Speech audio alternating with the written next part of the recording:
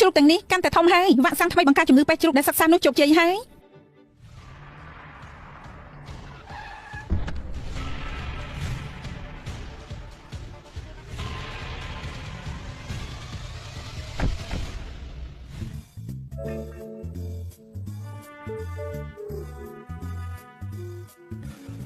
ថ្ងៃនេះមិនមានកម្មករតែប្រហែលអ្នកអញ្ចឹងថ្មីនេះក្តៅពេកមនុស្សមិនតែទៀតតែខ្យល់គោចំណែកនៅវ៉ាក់សាំងថ្មីមកដល់ថ្ងៃនេះហើយខ្វះកម្លាំងមនុស្សណោះកៅអ៊ីនឈីងឆឹងហួយឡុងចុងយ៉ាងសៀងលីសូមគោរពគ្រូនេះអីអ្នកជួយមកហើយ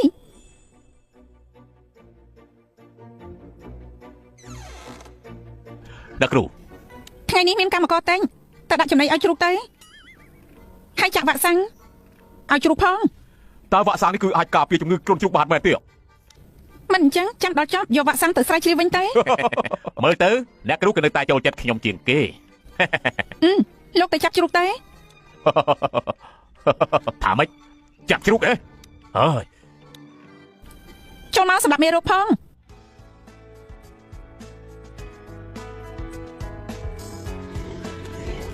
ដល់សៀបឲ្យរួចហើយជ្រូកអស់នេះពិតជាខ្លាំងមែនអ្នកគ្រូនៅកាស្ថានជ្រូកយូរហើយដល់ពេលចេញក្រៅហើយទីនឹង2ថ្ងៃទៀតខ្ញុំទៅជួបប៉ាម៉ាក់មិត្តប្រុសខ្ញុំធ្វើពិធីភ្ជាប់វាឥឡូវណានោះគេមិនស័ក្តិសមអ្នកគ្រូទេគេបានជួយខ្ញុំសំឬអត់មិនសំខាន់កិច្ចព្រមព្រៀងរក្សាអត្ថកម្បាំងខ្ញុំផុតកំណត់មួយខែណានសៀងកំពុងរកការងារធ្វើកៅអ៊ីងឈីងរឿងនេះប្រកល់ឲ្យលោកហើយអ្នកគ្រូទុកចិត្តចុះចំពោះរឿងនេះប្រកល់ឲ្យខ្ញុំទៅនៅមិនទាន់មកទៀតឈុនមីឲ្យមកទីនេះដើម្បីជួបចាស់ទុំលទ្ធផលបាយជាឲ្យចាស់ទុំចាំវិញថាឲ្យសិស្សរៀនចាប់អនុបណ្ឌិតគ្មានដែលច្បាប់ទម្លាប់អីទេមិនប្រញាប់តាមទៅអូគឺថាខ្ញុំចេញទៅមើលសិន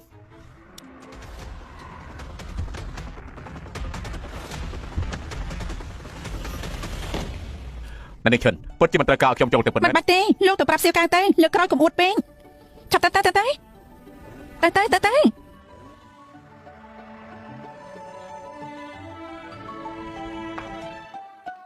អេហា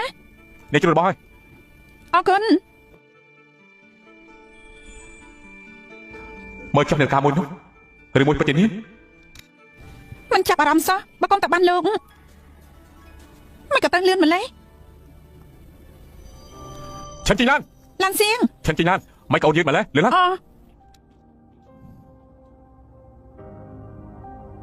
ទីបំផុតរកនាងឃើញហើយ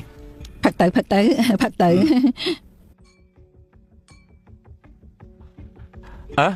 ជីឡានមកដល់ហើយអ្នកមីងអ៊ំស្រីមីងទី2លោកពូទី2បងស្រីធំបងថ្លៃថ្មនេះទៅមកឯងស្វីស្អីមកហ្នឹងនេះគឺយិនសិនអាយុ100ឆ្នាំដែលខ្ញុំជិះនៅលើភ្នំនៅមានលេងជឿដែលជួយបំពេញរាងកាយអ្នកមីងទៀតយិនសិនលេងជឿឲ្យមីងមើលសិនឈុនម៉ៃធំក្លិនដូចអាចជ្រូកឯងមិនធំក្លិនទេហ៎ឈុនម៉ៃធំក្លិនដូចអាចជ្រូកឯងមិនធំក្លិនទេហ៎មានឯណាឈ្មោះអ្នកទាំងអស់គ្នាមានបញ្ហាទេដឹងខ្ញុំប្រើរបបពិសេសបំបត្តិក្លិនហើយមិនអាចធំក្លិនទេជីងឡានអញចង់ធ្វើឲ្យយើងមិនសប្បាយចិត្តទេអ្នកមីងបានហើយពួកយើងឆាប់ទៅអង្គុយទៅតោះ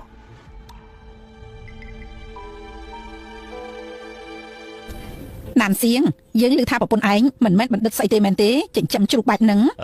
ខ្ញុំមើលតែអនុបណ្ឌិតស្អីឲ្យតាមខ្ញុំមើលទៅគេមិនបានរៀនដល់2ឆ្នាំផងនាងជាប់ថ្នាក់អនុបណ្ឌិតមិនអញ្ចឹងមិននឹងសំនឹងកូនប្រុសខ្ញុំទៅមីងទី3កូនប្រុសមីងប្រឡងធ្លាក់3ដងខ្ញុំឮថាចាយលុយច្រើនណាស់ទើបចូលបានខ្ញុំជាប់អនុបណ្ឌិតឬអត់ណានសៀងបានប្រហែលជំនាញគ្មានអីទាក់ទងជាមួយគ្រប់គ្នាទីនេះទេឈិនជីងឡានឯងមិនទាន់ចូលគ្រួសារណានៅឡើយទេមិនក៏សម្ដីអញ្ចឹងឈិនជីងឡាននាងអង្គុយមកគ្រួសារអ៊ំស្រីមានតំណែងជាមួយក្រុមហ៊ុនរ៉ៃវត្ថុទី1បងពឹងលើពួកគាត់ដើម្បីការងារធ្វើអូនកុំលោឡាអីមិនមែនខ្ញុំចង់ថាឲ្យឯងទេជីងឡានគ្រួសារយើងបន្តមក3ចំនួនដែរនាងក៏ចិត្តឡើងទីខ្ពស់ដែរពួកយើងមកផ្ទះណានសៀងថ្ងៃនេះក្រែងនិយាយរឿងភ្ជាប់ពីខ្ញុំអ្នកសម្រេចចិត្តបណ្ដាការនេះឯងកុំយកអីនាងអាចឲ្យអីបានទ្រាំទៅបន្ទាប់ពីថ្ងៃនេះផែនការរបស់ពួកយើងប្រកាសជាជោគជ័យជាមិនខានទេថ្លៃបណ្ដាការគឺកសិដ្ឋានចិញ្ចឹមជ្រូករបស់ខ្ញុំកសិដ្ឋានចិញ្ចឹមជ្រូកឈុនមួយបងពិតជារកបានគំសាស្រីល្អមែនដល់ពេលនោះគ្រួសារពួកយើងត្រូវចិញ្ចឹមជ្រូកហើយតើអាចការជំងឺគ្រុនឈាមដែរទេសាច់ជ្រូកថ្លៃណាស់ប្រហែលជាផ្ទះពួកបងត្រូវពឹងលើជ្រូកដើម្បីរកលុយហើយសិស្សអនុបណ្ឌិតតែយ៉ាងម៉េចលើខ្លួននៅតែជាក្លិនអ្នកចិញ្ចឹមជ្រូកគ្រាន់តែក្លិនធំ3យោជឯណោះពួកនេះខ្ញុំមិនអាចគ្រប់គ្នានិយាយបាននឹងដាក់នាងទេឈិនជីងឡាននាងគឺអនាគតប្រពន្ធរបស់ខ្ញុំពូទី2ពូនិយាយបាត់នេះគឺមិនត្រឹមត្រូវទេ ជ្រូកមកក្បាលក៏លក់បាន10000ដែរហើយចុះតម្រាំ100ក្បាលក៏ទិញពួកខ្ញុំបានផ្ទះមកជ្រុងនៅឡងឆឹងដែរបើចង់រកលុយអំពីជ្រូកនោះខ្ញុំថាពិបាកបន្តិចហើយកូនប្រុសចាក់ស្រាឲ្យបងស្រីនិងបងថ្លៃឯងទៅឲ្យពួកគេជួយរកការងារឲ្យឯង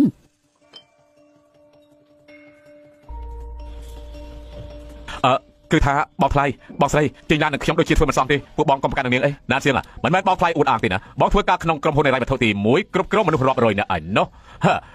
ដូច្នេះហើយបើឯងផឹកស្រាម្ដងនេះបងយកព្រមរកការងារឯងធ្វើយ៉ាងម៉េចដែរណានសៀងកំរណាស់បងថ្លៃឯងអារម្មណ៍ល្អបែបហ្នឹងផឹកទៅផឹកមិនបានទេគេអាឡែកស៊ីនឹងគ្រឿងស្រវឹងរឿងការងារគេបងថ្លៃមិនបាច់បារម្ភទេ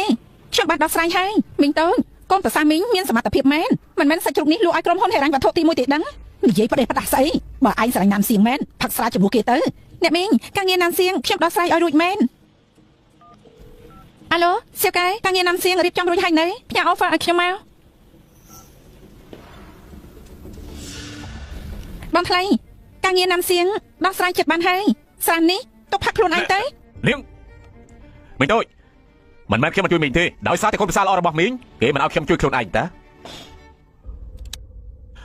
អត់ទេយើងបាយនេះមិនញ៉ាំទេអេកុំអូយកុំខឹងអី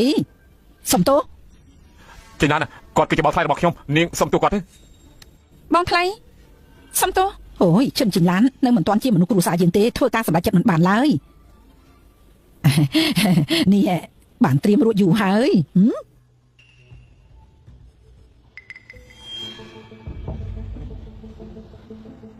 បានហើយចាំពូរឿងទាំងអស់នេះឲ្យកន្លងផុតទៅបងថ្លៃហើយចុះការងាររបស់ខ្ញុំឯងទុកចិត្តចុះបងថ្លៃឯងគ្រប់គ្រងមនុស្សជាង10នាក់អាចឲ្យឯងខាត់ដែរក្រុមហិរញ្ញវត្ថុសៀវកែមានមនុស្សបែបហ្នឹងចូលតាំងពីពេលណាបងថ្លៃបងពូកែបែបហ្នឹងមិនដឹងថានៅក្រុមហ៊ុនហិរញ្ញវត្ថុទី1មានតំណែងអ្វីទេខ្ញុំណាជាមេកងផ្នែកសន្តិសុខមេកងសន្តិសុខ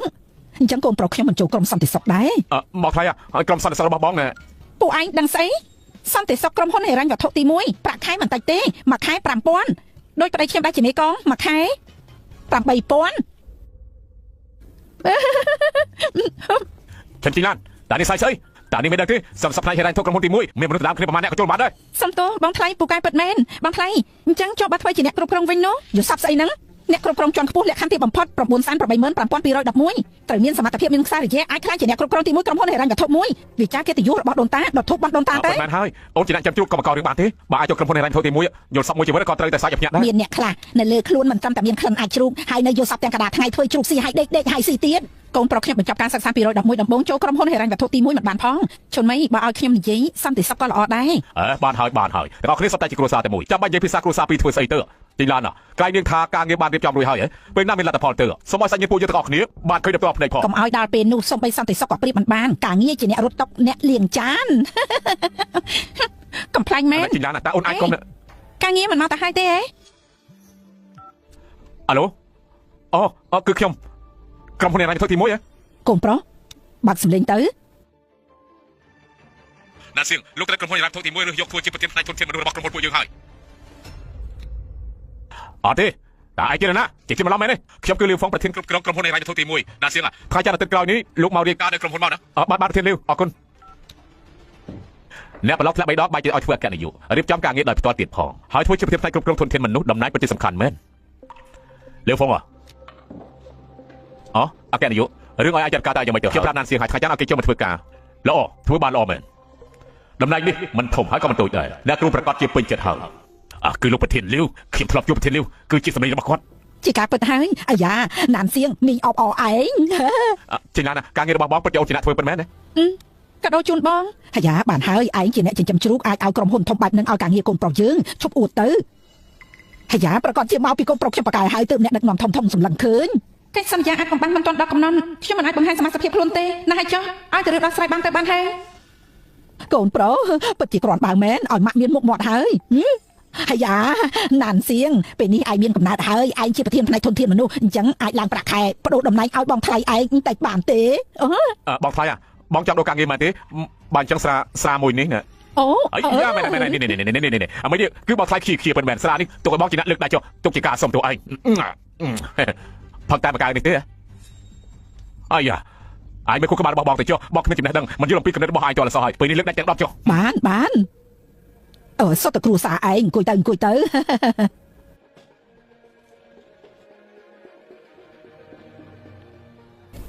អ្នកមីងអញ្ចឹងរឿងរៀបការខ្ញុំនឹងណាន់សៀងកំណត់នៅពេលណារឿងរៀបការកុំតែសាកូនប្រុសឯងថាទៅចំពោះរឿងមង្គលការពិតជាមិនប្រញាប់ទេណាន់សៀងពួកយើងនៅជាមួយគ្នា4ឆ្នាំហើយបងថាថ្ងៃនេះអាចកំណត់ពេលរៀបការបានចេញឡានណាអូនមកចុះបងទៅតែមកចប់មហាវិទ្យាល័យទៅរកបានការងារធ្វើបងចង់ធ្វើកិច្ចការនៅចប់សិនទៅរៀបការតាមក្រោយខ្ញុំមិនចាំទៅទេទៅហើយមិនយ៉ាងអាចទៅហើយយ៉ាខ្ញុំក៏យល់ថាក្មេងពីរនាក់នេះពិតជាពន្យាពេលបានទៀតមែនគួរមានគ្រួសារហើយប៉ុន្តែពួកឯងពេលនេះគ្មានផ្ទះអត់ទេជួលបន្ទប់នៅត្រូវឲ្យអ៊ំស្រីពួកខ្ញុំជួលផ្ទះនៅទេចេញឡានណាបងចង់សំលុយសិនបន្ទាប់មកទិញផ្ទះឲ្យគ្រួសារអូនមួយពេលបងរៀនមហាវិទ្យាល័យអូនចាំជួបគ្រប់គ្រងបងរៀនសូត្រពិតជានៅហត់ដល់អូនហើយបងគិតបែបហ្នឹងមែនទេមិនខុសទេអូនរកចាំបន្តិចទៅចាំបងទិញផ្ទះបានពួកយើងរៀបការភ្លាមឲ្យពេលបងបន្តិចទៅបានទេណាន់សៀងផ្ទះខ្ញុំទិញចេញឡានណាតែបងមិនចង់ចាយលុយរបស់អូនទៀតទេបងចង់ឲ្យគ្រួសារដល់អូនមួយបងចិញ្ចឹមអូនឲ្យតែអូនស្ងប់ចិត្តធ្វើជាប្រពន្ធរបស់បងឲ្យតែល្អចំពោះខ្ញុំទាំងអស់នេះមិនទុកជាស្អីទេល្អសូមស្វាគមន៍កូនប្រុសស្រីចង្រៃនោះមិនមកក៏ហក់ពួកយើងតិចដឹងម៉ាក់ទុកចិត្តចុះខ្ញុំយកច្បាស់ពីចេញឡាននាងថាចង់ទិញផ្ទះប្រកាសជាទិញហើយ Baby សៀយឿនមិនបានចូលមកបងថាស្រីចាំម្នាក់នោះចង់ទិញផ្ទះឲ្យខ្ញុំប្រកាសជាត្រូវមកមើលហើយសៀយឿនណាអូនទុកចិត្តចុះចាំដល់ពេលគេទិញផ្ទះឲ្យបងហើយពួកយើងរៀបការលើថាពេលនេះបងជាប្រធានផ្នែកធនធានមនុស្សក្រុមហ៊ុនហិរញ្ញវត្ថុទី1 Daddy អត់ក៏ហក់ខ្ញុំទេប៉ាឯងសុំវ៉ប្រកាសហើយប៉ាខ្ញុំជាអ្នកជំនួយសហការជាមួយក្រុមហ៊ុនហិរញ្ញវត្ថុទី1ខ្ញុំឲ្យគាត់ណែនាំណានសៀងគាត់ថារៀងពិបាកបន្តិចតែពេលនេះមើលទៅដូចជាបានជោគជ័យហើយខ្ញុំថាហើយជីងឡានចិញ្ចឹមជ្រូកនោះមានសមត្ថភាពមកពីណាការពិតសៀយានជួយសោះហេសៀយានណាអូនទុកចិត្តចុះចាំគេទិញផ្ទះបងរួចហើយបងនឹងទាត់គេចោលព្រាមបានហើយកូនប្រុសមើលណក់គេមកហើយសៀយានណាអូនចូលទៅខាងក្នុងសិនទៅកូនប្រុសឯងមើលទៅជីរមាក់កញ្ចាស់មក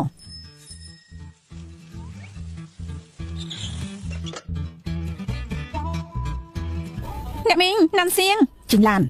នេះជាតំបន់លំដាប់ខ្ពស់របស់ឡុងឆឹងឯងជីរមាក់កញ្ចាស់មកចង់ធ្វើឲ្យយើងខ្មាស់គេហ៎អ្នកមីងនេះទៅយកលុយមកអន្តើអ្នកនាងកន្លែងពួកខ្ញុំជាហៃថាំងអ៊ីនទីងនាងជាអ្នករើអេតចាយមិនអាចចូលបានទេនាងបញ្ញាប់ជីរមាក់នាងចេញទៅវិញទៅជីងឡានណាមិនចឹងទេអូនឲ្យលុយបងសិនមកបងទៅទិញចាំត្រង់នេះសិនហើយមិននឹងបានទៅនាងចង់ដេញខ្ញុំចេញហ៎កន្លែងខ្ញុំនេះជាកន្លែងលំដាប់ខ្ពស់មិនមែនសម្រាប់ប្រភេទនាងខ្ញុំមកទិញផ្ទះវ៉ា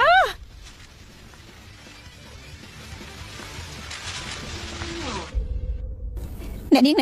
នេះជាអគារស្ដេចនៅកន្លែងពួកខ្ញុំលក់ដាច់បំផុត130ការ៉េនាងមើលទៅណាន់សៀងបងមើលទៅអានេះគឺរៀងតូចបន្តិចហើយថ្ងៃមុខពួកយើងមានកូនចាំនិយាយទៀតម៉ាក់បងត្រូវនៅជាមួយពួកយើងតែ2នាក់ទៀតណាតូចពេកហើយមិនបានមួយនេះតូចពេកយកវីឡាមកខ្ញុំត្រូវការវីឡាល្អវីឡាហ៎នេះជាវីឡាដែលជួយជន់ល្អឥតខ្ចោះរបស់ពួកយើងប្រើសុទ្ធតែគ្រឿងសម្ភារៈល្អប៉ុន្តែត្រូវចំណាយ1200ម៉ឺនណាន់សៀងមើលទៅអានេះពិតជាល្អមែនល្អណាស់ជីឡានណាកសិដ្ឋានចិញ្ចឹមជ្រូករបស់អូនគឺមានជ្រូកតែប៉ុណ្្នឹងទេមែនទេទុកចិត្តចោះគ្រប់ហើយបងចូលចិត្តទេយកអានឹងហើយលុយនៅលើរមាក់គួរតែគ្រប់ទៅរាប់ទៅចាបាយទៅណា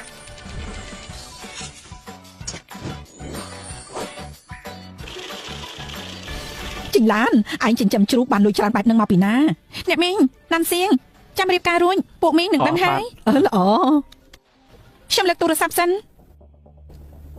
កំភ្លើងធំប៉ុណ្ណាបាញ់ប្រាជ័យហ៎ល្អខ្ញុំទៅភ្លាមជីងឡានណា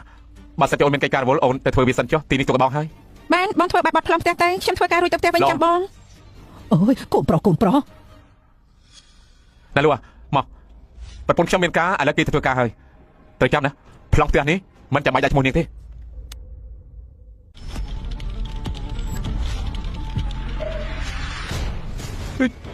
សម្រាប់រឿងតូចតាចពីនៅថែមប្រហែលដងទៀតទៅអូយសម្រាប់ហើយដាក់គ្រូជួយមកបើមិនចឹងទេប្រកាសជាវីវហើយបានហើយលើកក្រោយរកខ្ញុំត្រូវប្រាប់មុនពេលថ្ងៃទៀតខ្ញុំរើទៅឲ្យថងអ៊ីនទីងហើយឲ្យថងអ៊ីនទីងតែសិនហើយឲ្យថងអ៊ីនទីង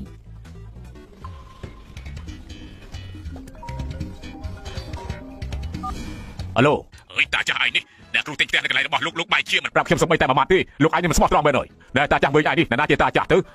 ទិញផ្ទះស្អីមិនក៏ខ្ញុំមិនដឹងរឿងខ្ញុំទៅជួបអំណោយឲ្យអ្នកគ្រូនោះមិនបានខ្ញុំមិនឲ្យផ្នែកផ្សេងទៅដើមជួបអំណោយមុនទេខ្ញុំត្រូវតែប្រញាប់រៀបចំមិនចាំបោះពីនៅនោះក៏ជួបអំណោយមុនដែរលីហ្វុងឆាប់រៀបចំអំណោយទំនើបមួយផ្ញើភ្លាមទៅ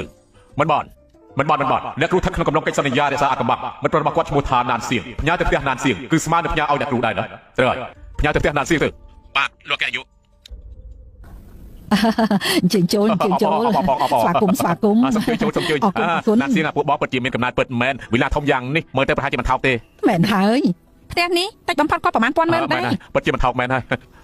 អ្នកមីងអាយ៉ាជិញ្ជូលអ្នកមីងចិញ្ឡានមើលឯងចុះស្លៀកពាក់អីហ្នឹងថ្ងៃនេះអ្នកមកមិនត្រឹមតែមិត្តភក្តិសាច់ញាតិទេនឹងមានអ្នកមានមុខមាត់ច្រើនទៀតឯងមានបំណងមិនចង់ឲ្យយើងល្អហ៎អ្នកមីងខ្ញុំតាំងចិត្តទៅយកដើមរិស័យតាំងពីព្រឹកតែងខ្លួនមិនទាន់ម្យ៉ាងមកផ្ទះខ្លួនឯងមិនបាច់អធិកអធមបែបហ្នឹងទេមកផ្ទះខ្លួនឯងអ្នកម៉ាអញ្ចឹងចុះអ្នកម៉ាចូលទៅខាងក្នុងទៅនិយាយប្រហែលម៉ាត់មុនទៅបានណានសៀងដើមរិស័យនេះមិនធម្មតាទេបងយកទៅដាក់ទៅរបស់បែបហ្នឹងអូនខ្វល់ពីវាធ្វើស្អីទៅមិនមានមនុស្សច្រើនណាស់ជូនដំណើរឲ្យបងវាមានតម្លៃថ្លៃជាងនេះឆ្ងាយណាស់អានេះណែនេះគឺជាទាំងអស់គ្នាកូនប្រុសខ្ញុំអាចមានថ្ងៃនេះសុទ្ធតែពឹងលើការខំប្រឹងរបស់ខ្លួនមិនត្រឹមតែទិញផ្ទះធំបែបហ្នឹងនៅមានការងារមានមុខមាត់មួយទៀតគឺប្រធានផ្នែកធនធានមនុស្សនៅក្រុមហ៊ុនហេរ៉ាញ់វត្ថុទី1ហេរ៉ាញ់វត្ថុទី1អ្នកដែលចូលក្រុមហ៊ុននេះគឺសុទ្ធតែមានអ្នកនៅពីក្រោយខ្នងហើយអស់ចាន់ណាស់ចំណែកណានសៀងខ្លាចតែមិនមែនមានឱកាសកម្រអីទេដឹងមិនច្បាស់ទេតែអាចចូលបានមួយជាតិនេះខ្លាចតែលែងពិបាករឿងស៊ីចុកទេអត់ទេលោកម្ចាស់វ៉ាទី9មកដល់ហើយ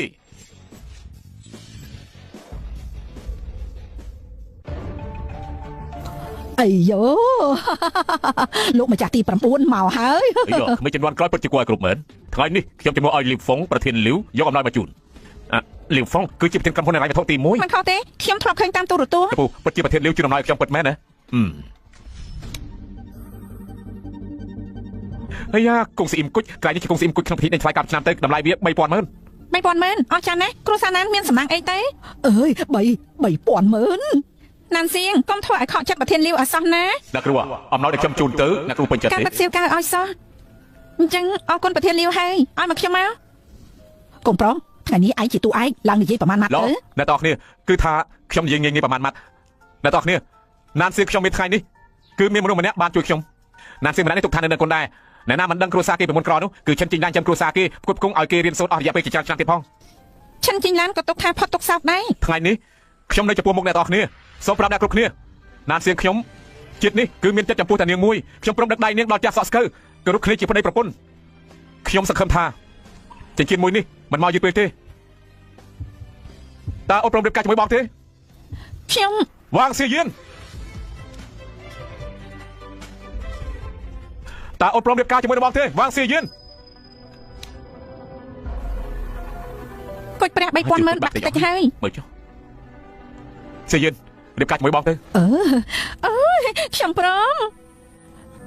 អាយ៉ូ3000ម៉ឺនរបស់ខ្ញុំ3000ម៉ឺនអើយសួស្តីទាំងអស់គ្នាការពិតលទ្ធផលណានសៀងមានថ្ងៃនេះគឺពឹងលើខ្លួនឯងចំណែកខ្ញុំគ្រាន់តែទទួលបានប្រយោជន៍បន្តិចបន្តួចប៉ុណ្ណោះសង្ឃឹមថាថ្ងៃក្រោយទាំងអស់គ្នាជួយមើលថែខ្ញុំនិងណានសៀងផងទេណានសៀងមិនមែនបែបហ្នឹងទេឈិនទីឡានខ្ញុំថាពួកយើងបែកគ្នាតាមសមុទ្រទៅបងជីងឡានការពិតគាត់មិនស្រឡាញ់បងទេត្រឹមជាអ្នកស្រុកស្រែចិញ្ចឹមជ្រូកសោះត្រឹមជាអ្នកចិញ្ចឹមជ្រូកនាងសំនឹងកូនយើងដែរហ៎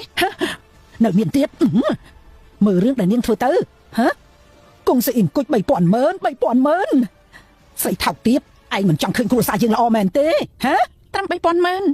ខ្ញុំធ្វើឲ្យបែកតាំងយ៉ាងម៉េចស្រីថោកទៀតមិនដឹងស្លាប់រស់3000ម៉ឺនឯងធ្លាប់ឃើញទេសម្ដីធ្លោះណាស់យើងប្រាប់ឯងឆាប់ចេញពីផ្ទះថ្មីកូនប្រុសយើងទៅឲ្យខ្ញុំចេញផ្ទះនេះខ្ញុំអ្នកទិញអ្នកដែលត្រូវចេញគឺពួកអ្នកទេបងជីងឡាននេះណាំសៀងទិញឲ្យខ្ញុំទេខាងលើសរសេរឈ្មោះខ្ញុំនឹងគាត់តែនិយាយប្រទេសសំវបើផ្នែកធំមើលឲ្យច្បាស់ទៅប្លង់ផ្ទះនេះគ្មានឈ្មោះបងទេឈិនជីងឡានយកល្អនាងទៅបែបហ្នឹងទៅមានមុខមាត់បន្តិចខ្ញុំទៅតែមានមុខមាត់ណានស៊ីខ្ញុំផ្គត់ផ្គង់ឲ្យលោករៀនជួយដោះស្រាយការងារឲ្យលោកខ្ញុំមានត្រង់ណាមិនគាត់បីនឹងលោកទៅលោកថាទៅខ្ញុំប្រាប់នាងទាំងអស់នេះសុទ្ធតែជាលទ្ធផលដែលខ្ញុំប្រឹងប្រែងខ្លួនឯងខ្ញុំខំប្រឹងប្រែងខ្លួនឯងទេមែនហើយកូនប្រុសខ្ញុំជាអំនួតក្រោមមេឃលោកប្រធានលីវថាម៉េចលោកអ្នកកានាយកចង់មកដល់ផ្ទាល់មែនទេឡខ្ញុំទៅទទួលភ្លាមបាទអើយឆាប់បោះសម្បត្តិមនុស្សបករឿងចេញឲ្យអស់ភ្លាមទៅបន្តិចទៀតអគ្គនាយកក្រុមហ៊ុនហេរ៉ាញ់វត្ថុទី1ការអ៊ីនឈីងមកដល់ផ្ទាល់ហើយកៅអ៊ីនឈីងជាការពិតពិតជាមិនអាយ៉ាកូនប្រុសឯងពិតជាបកាយមែនសូម្បីអគ្គនាយកក៏មកអបអរឯងដល់ផ្ទាល់ដែរណាមិនទៅទៀតចាំត្រូវបោះចេញទៅមែនទេនៅយូរប៉ុណ្ណាទៀតទើបដល់10នាទីទៀតឲ្យលឿនបន្តិចទៅខ្ញុំចង់ឲ្យអ្នកគ្រូចាំខ្ញុំទេអគ្គនាយកតែតែលោកនិយាយពីអ្នកគ្រូការពិតអ្នកគ្រូគឺជាណាទេ5ឆ្នាំមុនក្រុមហ៊ុនហេរ៉ាញ់វត្ថុទី1គ្រោះថ្នាក់ចិត្តខ្សែធនខ្ញុំមានបំណុលច្រើនណាស់ពេលខ្ញុំដើរដល់ផ្លូវទាល់ចង់លូតទឹកសម្រាប់ខ្លួនពេលនោះ អ្នកគ្រូក៏បង្ហាញខ្លួនគាត់ក៏បានជួយខ្ញុំថែមទាំងនៅក្រោមការចោទបង្ហាញរបស់គាត់ទៀត1ឆ្នាំប្រើពេលត្រឹមតែ1ឆ្នាំតែប៉ុណ្ណោះគឺត្រឹមតែ1ឆ្នាំទេក្រុមហ៊ុនត្រឡប់ឡើងខ្ពស់ដូចដើមតែ1ឆ្នាំទេបើចឹងអ្នកគ្រូបានលោកអាយុច្បាស់ជាខ្លាំងហើយគាត់គឺជាអ្នកខ្លាំងមែនហើយគាត់នៅកាលនោះគ្រាន់តែជានិស្សិតឆ្នាំទី3តែប៉ុណ្ណោះជានិស្សិតឆ្នាំទី3ទេនាងឆាប់ទៅអគ្គនាយកក្រុមហ៊ុនទី1ចិត្តមកដល់ទៅហើយកុំធ្វើអគ្គនាយកផ្ទះបាលឲ្យសោះណានសៀងលោកមានគ្រប់យ៉ាងពេលនេះគឺខ្ញុំជាអ្នកឲ្យលោកឯងកាំងអីដាក់ខ្ញុំនាងឲ្យស្អីកូនប្រុសយើងឈិនជីឡាននាងនៅទីនេះឈួតស្អីហ្នឹងពីដំបងខ្ញុំមិនប្រយ័ត្នមានរបួសគឺណានសៀងជួយខ្ញុំស្មានថាខ្ញុំជួបស្នេហ៍ពិតហើយស្មានមកដល់ថាទេវតាមិនចង់ឲ្យខ្ញុំលាក់រឿងដល់ពេលនេះហើយខ្ញុំមិនធ្វើពុតទៀតទេឈិនជីឡានខ្ញុំជាសេដ្ឋីពាន់លានអ្នកចិញ្ចឹមជ្រូកជាសេដ្ឋីពាន់លាននាងយល់សពស្អីហ្នឹងឈិនជីឡាននាងប្រហែលមិនមែនត្រូវបោះបង់រហូតខួរក្បាលទទួលការប៉ះទង្គិចទេដឹងជីឡានខ្ញុំដឹងថាមនុស្សខ្ញុំនេះពូកែខ្លាំងណាស់នាងបោះបង់ខ្ញុំមិនបានតែអ្នកដែលខ្ញុំស្រឡាញ់គឺជាសៀយានប៉ាគេជាអ្នកណាប៉ាគេជាវាងហុងលោកម្ចាស់វាងទី9នៅឡុកឆឹងគាត់មានណាស់ហើយចុះចំណែកនាងមកពីចម្ងាយខ្ញុំក៏ហត់ដឹងក្លិនអាចជ្រុកលើខ្លួនរបស់នាងដែរប្រហែលថ្ងៃមុនជួបអាណាព្យាបាលពាក្យដែលលោកការពារខ្ញុំទាំងអស់នោះក៏ខ្លាំងដែរមែនទេពិតប្រាកដណាស់ការណោះពុករបស់សៀយាននៅមិនទាន់យល់ព្រមរឿងគោលការណ៍ពួកខ្ញុំទេខ្ញុំមានតែតោងនាងសិនទៅបានលឺឡដណានសៀងអាចត្រូវក្រុមហ៊ុននៃរ៉ៃវត្ថុទី1មើលឃើញនោះគឺជាសំណាងរបស់គេហើយថ្ងៃនេះមិនដូចថ្ងៃមុនទេបើនាងដកខ្លួនចេញចំពោះអ្នកណាក៏ល្អទាំងសងខាងដែរលោកទុកជាស្អីដែរសំនិយាយពាក្យនឹងជាមួយខ្ញុំទេនាងទីឡាននាងឆាប់សុំទោសភ្លាមទៅនាងពីមុនហេតុអីឲ្យតែរំលឹកដល់ការរៀបការលោកជាតែពន្យាពេលការពិតសត្វប្រាប់ខ្ញុំប្រាប់លោកខ្ញុំទីឡានខ្ញុំមិនមែនគ្មានគេយករត់តែមិនសមយកមនុស្សដូចលោកកូនប្រុសខ្ញុំទីឡានខ្ញុំមិនមែនគ្មានគេយករត់តែមិនសមយកមនុស្សដូចលោកអូកូនប្រុសល្អណាស់ស្រីថោកទៀតនាងហ៊ានវាយកូនប្រុសយើងវាយនាងឲ្យស្លាប់អូយអ្នកមីងខ្ញុំទីឡាននេះឈួតហើយមែនទេល្អពួកឯងឲ្យនាងលុតជង្គង់ទៅថ្ងៃនេះឲ្យនាងលុតជង្គង់សុំទោសខ្ញុំភ្លាមខ្ញុំចិញ្ចឹមជ្រូកមានកម្លាំងខ្លាំងចង់ឲ្យខ្ញុំលុតជង្គង់ត្រូវមើលលើពួកឯងមានសមត្ថភាពទេថ្លៃរៀនឯងយើងបងយុវវ័យ5ឆ្នាំឲ្យឆ្កែស៊ីហើយបីកំភ្លៀងនេះវាយទៅមិនតែក៏មិនអយុត្តិធម៌ដែរខ្ញុំទីឡាននាងខ្ញុំទីឡាននាងតំណែងតបចុះសិនទៅរបៀបពួកយើងហើយណាក៏មានតំណែងតំណង5ឆ្នាំដែរបើសិនជានាងយល់ព្រមខ្ញុំអាចលួចចិញ្ចឹមនាងនៅខាងក្រៅក៏បានដែរតានាងយល់ព្រមហើយនេះក៏បីរែងមុខក្រៅមិនចេះខ្មែរយើងមើលឃើញឯងទុកថាផ្នែកខ្វាក់ហើយទោះយើងរៀបការជាមួយអ្នកសំទៀនក៏ខ្លាំងជាងឯងដែរទោះយើងរៀបការជាមួយអ្នកសំទៀនក៏ខ្លាំងជាងឯងដែរខ្ញុំទុកមុខឲ្យនាងហើយនាងមិនយកនាងចេះពីខ្ញុំនាងអាចរកអ្នកល្អជាងខ្ញុំបានតើចង់បានអ្នកសំទៀននោះខាងនោះមានអ្នកសំទៀនម្នាក់នាងទៅរៀបការជាមួយនឹងគេទៅណានសៀងយើងប្រាប់ឯងចាប់ពីថ្ងៃនេះទៅគេជាប្តីយើងហើយតើនេះឈ្មោះស្អីហ្នឹងការពិតកូនប្រសាគ្រួសារណាចង់រៀបការជាមួយអ្នកសំទៀនតានេះមិនដូចតែមកពួកគេហើយទេយ៉ាងណាក៏គ្មានអ្នកណាល្អដែរជន់ជីឡាននាងមានចេតនាមែនទេនាងចង់ឲ្យមនុស្សទាំងអស់សើចចំអកគ្រួសារយើងហ៎មិនខុសទេមិនត្រឹមប៉ុណ្្នឹងខ្ញុំនឹងទៅចុះអេតាស៊ីវិលគ្នាថោកទាបមែនថោកទាបអីអ្នកណាយកចិត្តជនទី3ម្នាក់នេះនាងហួសហេតុពេកហើយដេតនេះស្រីចិញ្ចឹមជូកមានរឿងខ្លះនាងក៏ធ្វើហួសហេតុពេកណាណានសៀងគឺជាអនាគតកូនប្រសាររបស់យើងនាងវាយគេគឺស្មើនឹងគ្រាន់តែផ្ទះមុខលោកបើដឹងហើយនាងធ្វើបែបហ្នឹងទៀតអីលោកទុកជាស្អីដែរសំនិយាយបែបហ្នឹងជាមួយខ្ញុំទេឈិនជីឡាននាងដឹងទេឲ្យតែដេតនេះខ្ញុំនិយាយមួយម៉ាត់នាងអាចរលាកបាត់ពីឡំឆាំងភ្លាមពេលនេះខ្ញុំឱកាសនាងមួយដើម្បីលុបជង្គង់សុំបកខ្ញុំឥឡូវនេះឈិនជីឡាននាងសុំទោសទៅបើមិនចឹងទេខ្ញុំក៏មិនជួយនាងបានដែរបាត់មកទៅនាងគឺជាស្រីចិញ្ចឹមជ្រូកពិតជាមិនដែលឃើញពិភពលោកមែនតើនាងដឹងឬអត់នៅខាងក្រៅនិយាយតាមមួយម៉ាត់ទេគឺអាចយកជីវិតមនុស្សម្នាក់បានណាថ្ងៃនេះយើងចង់មើលតើឆ្អឹងនាងរឹងឬមួយរបស់យើងរឹងវាយទៅល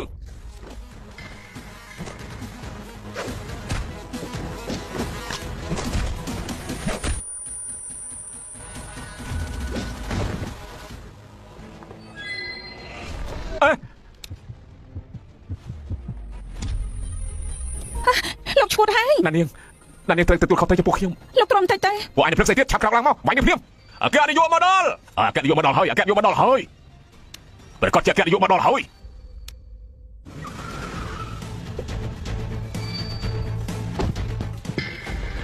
ប្រធានលីងអគ្គនាយ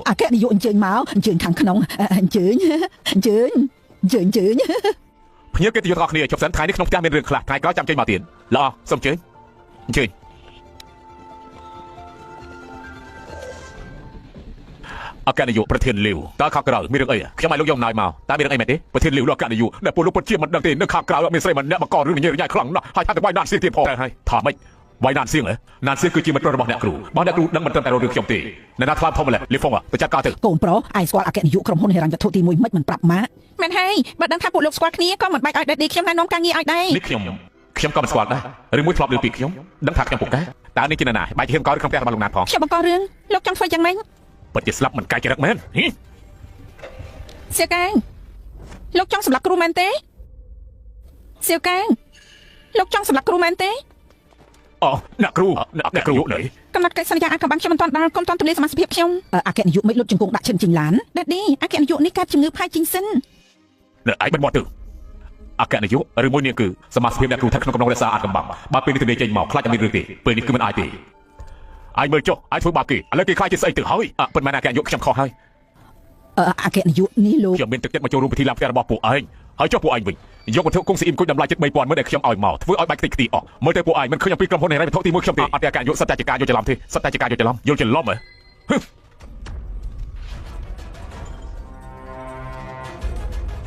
អគ្គនាយកគឺចេះទេលោកមកទីនេះប្រកាសជាមើលឃើញអំពីសមត្ថភាពខ្ញុំហើយឥឡូវចេះចុះឲ្យអាកាខ្ញុំម្ដងទៀតតែម្ដងទេសម្ងឯងអាចចូលភ្នែករបស់យើងដែរទេបើកុំតើអគ្គនាយកកាលទីនេះគួរខ្ពើមណាស់ពួកយើងកុំនៅអីលីហ្វាយថាប់ដល់ពួកគេតែពីរនាក់ទៅពិនិត្យសុខភាពទៅឆាប់ដល់បាន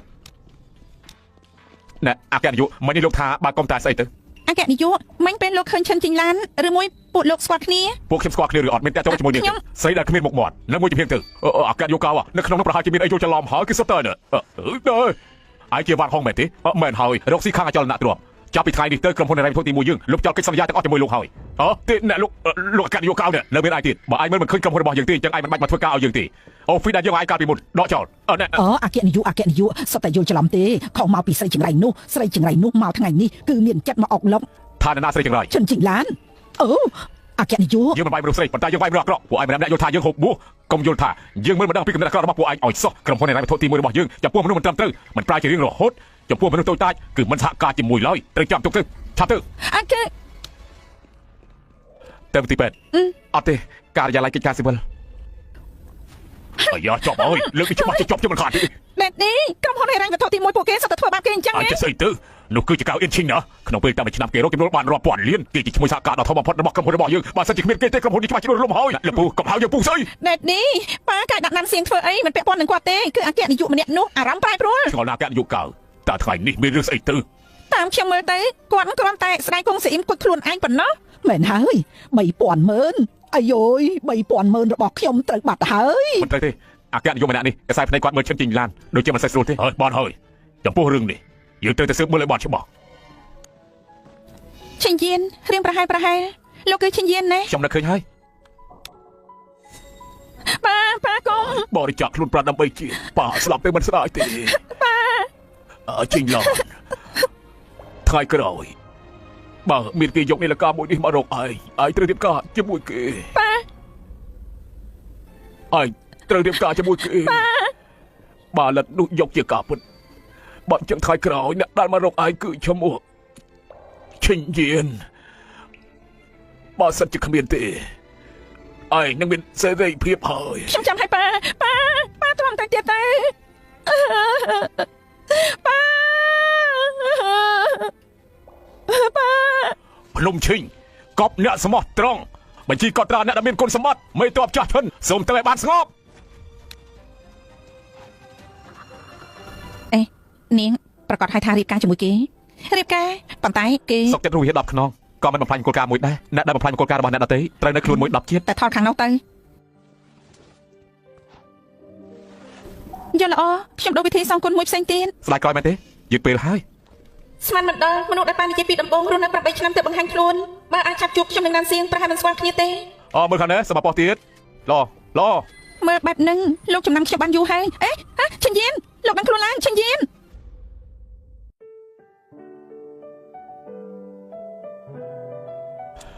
អ្នកគ្រូរឿងនេះគឺខុសមកពីខ្ញុំបើខ្ញុំយកអំណោយតែខ្លួនឯងអ្នកគ្រូក៏មិនត្រូវគេធ្វើបាបបែបហ្នឹងដែរមិនបន្ទោសលោកទេបើលោកទៅខ្ញុំក៏មិនដឹងមុខមាត់ពិតណាន់សៀងដែរញ៉ាំទឹកទៅអ្នកគ្រូទុកចិត្តចុះរឿងនេះប្រគល់ឲ្យខ្ញុំប្រកាសជាឲ្យពួកគេបានដឹងផ្កាហេតុអីក្រហមបែបហ្នឹងប៉ុន្តែអ្នកគ្រូក៏មិនអាចច្រឡត់ខឹងមកពេលទៅរៀបការជាមួយអ្នកសំទានដែរពិតមែនហើយជីងឡានបើសិនជាប៉ាឯងនៅឋានក្រោមបានដឹងអូចឹងគេណាគឺប៉ាខ្ញុំអ្នកឲ្យមកគេគឺឈិនយៀនហ៎រៀបការរួចហើយបើគេចង់សុខសប្បាយគ្មានរឿងខ្ញុំក៏មិនមែនចិញ្ចឹមមនុស្សម្នាក់មិនបានដែរតែអ្នកគ្រូគេណាបានហើយ20ថ្ងៃទៀតបានកំណត់កិច្ចសន្យាអាចកំបាំងខ្ញុំគ្រប់ហើយបញ្ជីទាំងនេះខ្ញុំនឹងទាញមកវិញម្ដងមួយអ្នកគ្រូបើអ្នកគ្រូមានពេលគំនូព្រៀងជន់លីអ្នកគ្រូត្រូវតែប្រញាប់បន្តិចអ្នកគ្រូពួកខ្ញុំសុំទៅសិនហើយតែចាស់ចឹងពលលោកមានរឿងប្រមាណទៀតដែលលាក់បាំងនឹងខ្ញុំទៅឈិនយៀនម្នាក់នោះជាណាគ្រូសាឈិញស្មោះត្រង់គ្រប់ចំនួនមកហើយ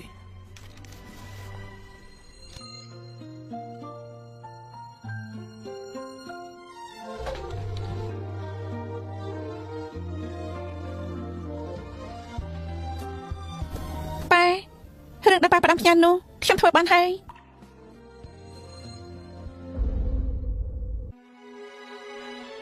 ភ្ញាក់ហើយ អូនសម្លាញ់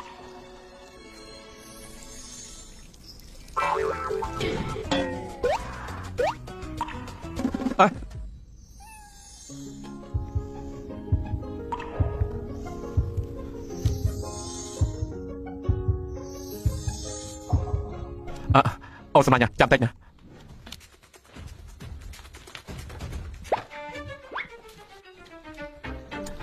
យ៉ាងម៉េចនៅក្រៅទៀតទេ អេស្រុកទៅពួកយើងជួបគ្នាទៅ2ដងទោះចង់អីតាសវលហើយលោកសម្រាប់ខ្លួនលឿនពេកហើយ គឺអូនថាចង់រៀបការជាមួយបងមុនបងគ្រាន់តែអុំទូបដោយទឹកតែប៉ុណ្ណោះទេអូនមិនមែនចង់លេងខូចទេដឹងមិនបានទេ លោកបងទឹកងត់ទឹកទៅលោកបងជូនណា បងចង់ឲ្យអូនជូររហូតស្លាប់ អូយងត់ទឹកអើយងត់ទឹកងត់ទឹក3ដង អូនសម្លាញ់បងចេះបាក់ទឹកទេ ខាងស្ដាំទឹកក្តៅស្រីខ្លួនឯងទៅងត់មិនសាបចេញឲ្យឆ្ងាយ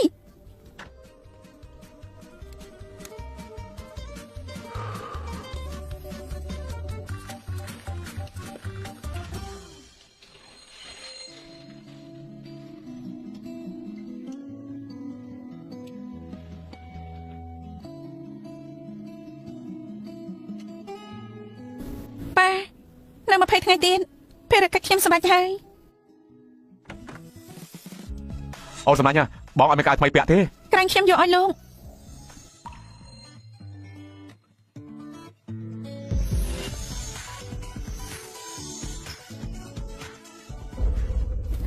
លោកគឺឈិនយានណាអើយឆាប់ស្លៀកខោអាវទៅមនុស្សប្រុសអាក្រាតមិនល្អទេ មិនចឹងអូនចាញ់សិតទៅ ខ្ញុំមើលលោកចេះស្លៀកខោអាវឬអត់ត្រូវការឲ្យខ្ញុំជួយទេ អីទេរឿងនេះបងចេះ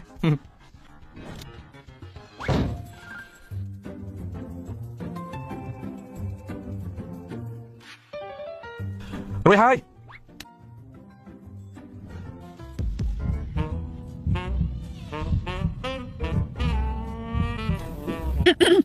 តួពួកយើងរៀបការហើយតែត្រូវគោរពតាមកិច្ចសន្យា3ខទី1រវាងពួកយើងមិនមានទង្វើប៉ះពាល់លើសលួសអ្វីទាំងអស់មានតែខ្ញុំប៉ះលោកបានមិនឲ្យលោកប៉ះខ្ញុំ លក្ខខណ្ឌអូនដូចជាចំណេញពេកហើយទេដឹង ពេលនេះលោកហៅថាផ្ញើខ្លួនលើគេយល់ទេទី2មុនពេលពួកយើងបណ្ដុះមនោសញ្ចេតនាត្រូវរក្សាអាថ៌កំបាំងផ្ទាល់ខ្លួនទាំងសងខាង ហើយចុះទី ខ្ញុំមិនខ្វល់ថាលោកចង់តោងខ្ញុំមានបំណងអីទេតែខ្ញុំជំពាក់គុណលោកបើលោកចង់ចាក់ចេញបានគ្រប់ពេលដំបងប៉ាខ្ញុំឲ្យខ្ញុំរៀបការជាមួយលោកប្រកាសជាមានហេតុផលពេលចាំបាច់ខ្ញុំនឹងជួយលោក 3ល្អយល់ព្រមតែខ្ញុំក៏មានលក្ខខណ្ឌមួយដែរកំឡុងពេលដែលពួកយើងពញារៀបការនាងមិនអាចមាននៅក្រៅទេ ល្អអញ្ចឹងយប់នាងទៅគេងនៅបន្ទប់នោះ ហើយពិតជាមិននឹកស្មានថាឈិនយិនខ្ញុំក៏មានថ្ងៃដាក់តោងទៀមដាក់ផ្សេងរៀបការដែរមិនបានពេលនេះត្រូវតែបញ្ញាប់រកមកជួបហើយឆាប់រកលុយមួយចំនួនមក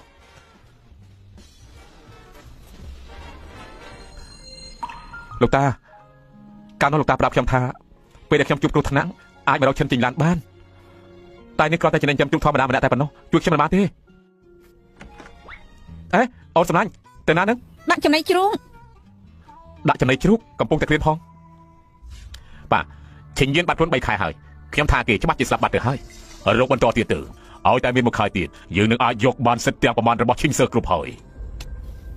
ស្វាគមន៍ការទស្សនាកម្មវិធីថ្មីបំផុតប្រចាំឆ្នាំដៃគូខ្ញុំម្នាក់ កម្មវិធីនេះ កូនប្រុសឯងឈប់វិលទៅវិលមកវិលចុះវិលឡើងម៉ាក់ឈឺភ្នែកណា ម៉ាក់មិនយល់ថាចំណាយទេអាកប្បកិរិយានយោការចំពោះឈិនចេញឡានគឺមិនធម្មតាទេ គេត្រឹមជាអ្នកចិញ្ចឹមជ្រូកមានទំនាក់ទំនងអីជាមួយអគ្គនាយកទៅឯងគិតច្រើនពេកហើយពេលនេះបញ្ហាបន្ទាន់របស់ពួកយើងគឺរលុយដល់ទៅហើយគឺស៊ីយានម្នាក់នោះឯងត្រូវចាប់នាងឲ្យជាប់ប៉ានាងក៏ជាអ្នកមានដែរចង់ចូលរួមកម្មវិធីរបស់ពួកយើងលើកនេះអាចទូរស័ព្ទមកហើយផ្ញើឯកសារបានពួកខ្ញុំយោងតាមឯកសាររបស់គ្រប់គ្នាជ្រើសរើសអ្នកដែលមកចូលរួមកម្មវិធីមើលពាក្យកណ្ដាស់ទៀតរបស់ពួកយើង ម៉ាក់តើនេះជាកម្មវិធីស្អីទៅ កម្មវិធីចម្រុះបែបថ្មីកំពុងប្រកាសដូចជាប្រាប់ថាឲ្យតែចូលរួមគឺអាចមើលឃើញអ្នកមកខាងទៀតមួយថ្ងៃធ្វើអីហើយ អាឡូលោកវាងកាយលោកធ្វើការប៉ុស្តិ៍ទូរទស្សន៍អូខ្ញុំចង់សូមលោកជួយរឿងមួយគឺមានកម្មវិធីចម្រុះមួយលោកអាចជួយចុះឈ្មោះខ្ញុំបន្តិចបានទេឡោ Baby ស៊ីយឿនអូនមកហើយមកឆាប់គួយចុះទៅ ស៊ីយឿនប៉ាឯងអត់ថាអីទេហ៎ ប្រកាសជាអន់ម្យ៉ាងទៀតខ្ញុំបានស៊ើបដឹងរឿងមួយ លក្ខណៈរបស់អូនដូចជាចំណេញពេកហើយទេដឹង ពេលនេះផ្ញើខ្លួនលើកគេនេះឈ្មោះម្នាក់ដែលបង្ហាញខ្លួនកាលពីថ្ងៃនៅក្នុងផ្ទះឈិនជីងឡានពួកគេបានចោះអេតាស៊ីវិលទៀតផង ស្អីគេ ល្អណាស់ឈិនជីងឡានទើបតែបែកគ្នាជាមួយកូនប្រុសយើងក៏រៀបការជាមួយប្រុសផ្សេងហើយជាអ្នកសុំទានទៀតនេះមិនមែនគំនិតចង់ផ្ទះមុខពួកយើងទៅហើយទេហ៎បើឲ្យខ្ញុំនិយាយអ្នកចិញ្ចឹមជ្រូកនិងអ្នកសុំទានសំគ្នាណាស់ ស្មានមកដល់ឋាននេះពិតជារៀបការមែន ណានសៀងខ្ញុំតាំងចិត្តរកអ្នកស៊ើបខាងក្រៅឲ្យស៊ើបឬមួយក៏បោះបញ្ជាខ្ញុំទៀនម្យ៉ាងទៀតអ្នកសុំទៀនម្នាក់នោះហើយឈិនជីងឡានថាអូនសម្លាញ់ទៀន នេះ ស្ដាប់ទៅ អូនសម្លាញ់អូននៅទីណាហ្នឹង ដាក់បាយជ្រូក នេះប្រកាសជាចង់ប្រមាថខ្ញុំហើយប្រកាសជាបែបហ្នឹង ណានសៀងពេលនេះបងទុកចិត្តបានហើយនៅអ្នកចិញ្ចឹមជ្រូកដូចនាងជាមួយអគ្គនាយកកាយប្រកាសជាគ្មានតាក់ទង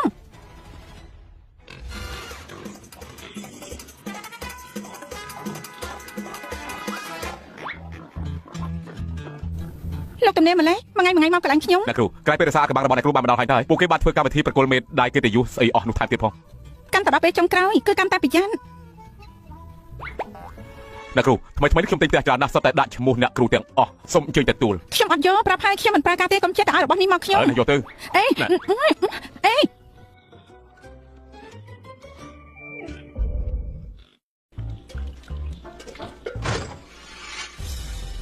ឯងជាណាប្រពន្ធរបស់លោកគឺឈិនជីងឡានត្រូវទេ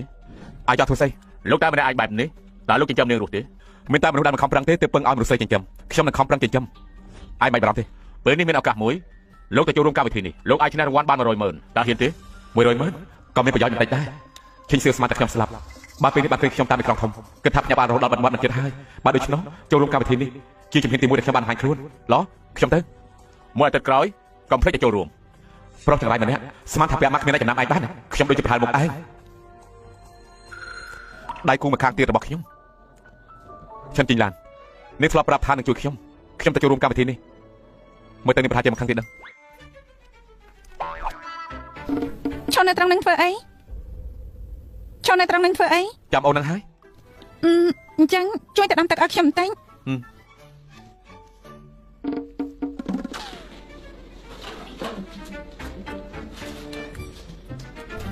សៀងចាំមែនកន្លែងធំប៉ុណ្ណេះហើយឡើងមានកន្លែងដាក់ហើយ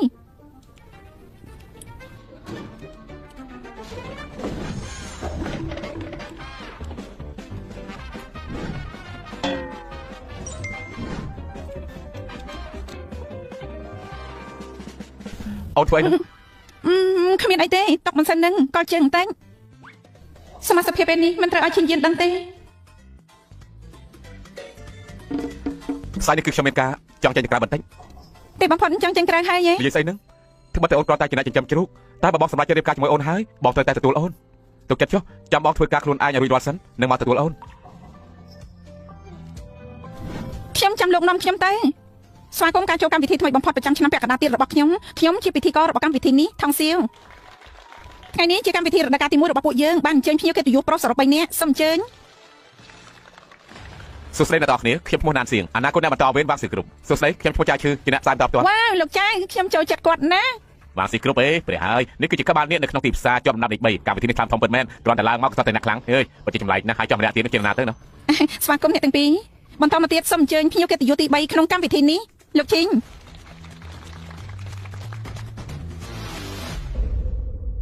លោកជីងណែនាំខ្លួនបន្តិចទៅ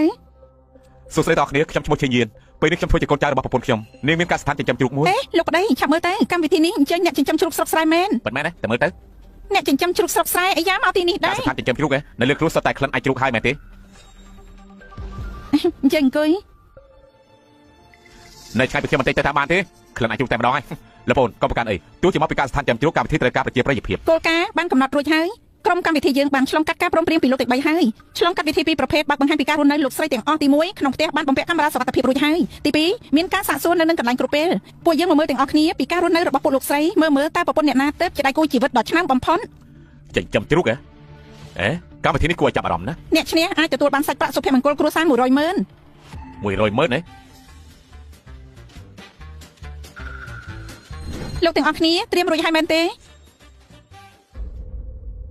ខ្ញុំលោកចាគឺជាអ្នកល្បីនៅក្នុងអ៊ីនធឺណិតមាន fan ជាង 10,000 នាក់ លោកថ្ងៃងូតទឹកឲ្យជ្រូកយកអ្វីមកប្រជែងយក100ម៉ឺនជាមួយនឹងខ្ញុំទៅខ្ញុំដាក់ទានលោកណាគូតែឆាប់ដកខ្លួនអំពីការប្រកួតនេះភ្លាមទៅហើយថ្មីនេះខ្ញុំបានទិញឡាំបូកានីមួយគ្រឿងទៀតផងខ្ញុំមានជំនឿចិត្តចំពោះប្រពន្ធរបស់ខ្ញុំលោកឈិញការពិតមុននឹងកម្មវិធីពួកខ្ញុំក៏ធ្លាប់ធ្វើការវាស់ស្ទង់ដែរមានប្រពន្ធជាច្រើនបានប្រទះឃើញផាត់ក្បត់តាំងពីថ្ងៃទី1ការពិតម្នាក់ៗសិតតែអាចផាត់ក្បត់បានតែខ្ញុំជឿថាប្រពន្ធរបស់ខ្ញុំអត់ទេនាងស្រឡាញ់ខ្ញុំណាហើយម្យ៉ាងទៀតនាងក៏មានមិត្តភក្តិច្រើនដែរនាងអាចមានអត្ថកម្បាំងអ្វីទៅពិធីក៏ឈប់និយាយច្រើនទៅពួកយើងចាប់ផ្ដើមទៅទាំងអស់គ្នាប្រពន្ធលោកឈិញតើមានអត្ថកម្បាំងឬអត់ពេលនេះកម្មវិធីពួកយើងចាប់ផ្ដើមសូមអញ្ជើញមើលឲ្យត្រង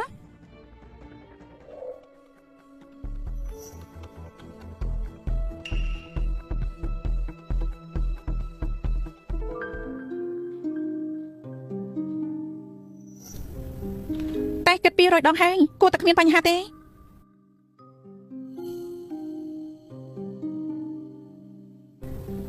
អាឡូពេលនេះលោកអាចមកបានហើយប្តីខ្ញុំមិននៅផ្ទះទេចេញក្រៅហើយឈិនជីឡានិយាយគ្នារួចហើយថាមិនអាចមានអ្នកផ្សេងនៅខាងក្រៅទេនាងកុហកខ្ញុំហើយបើឆាប់លេចចេញកន្ទុយលឿនបែបហ្នឹងមិនមែនខ្ញុំចេះតែថាទេនាងត្រឹមតែជាអ្នកចិញ្ចឹមជ្រូកអាចមានរឿងនៅខាងក្រៅបានមើលទៅប្រពន្ធរបស់លោកដូចជាមិនសូវស្រួលសោះហើយតែកំពុងទូរស័ព្ទជាមួយអ្នកណាទៅលោកឆាប់មកឲ្យលឿនមកសិទ្ធិពិសេសថ្មីចេញមកហើយលើនេះខ្ញុំទៅមិនអត់ប្រយោជន៍ទេខ្ញុំឲ្យសៀវហ្វាំងសិស្សរបស់ខ្ញុំទៅណា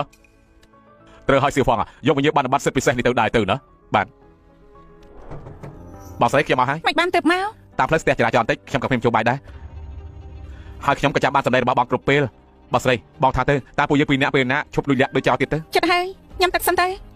បាទឆ្លងផុតមកដល់ពីយប់នេះរឿងគ្រប់យ៉ាងនឹងត្រូវបញ្ចប់បងស្រីបងឆាប់ឲ្យខ្ញុំមកខ្ញុំទ្រាំលេខបានហើយបញ្ញាប់អីមិនឲ្យអាចបានដែរ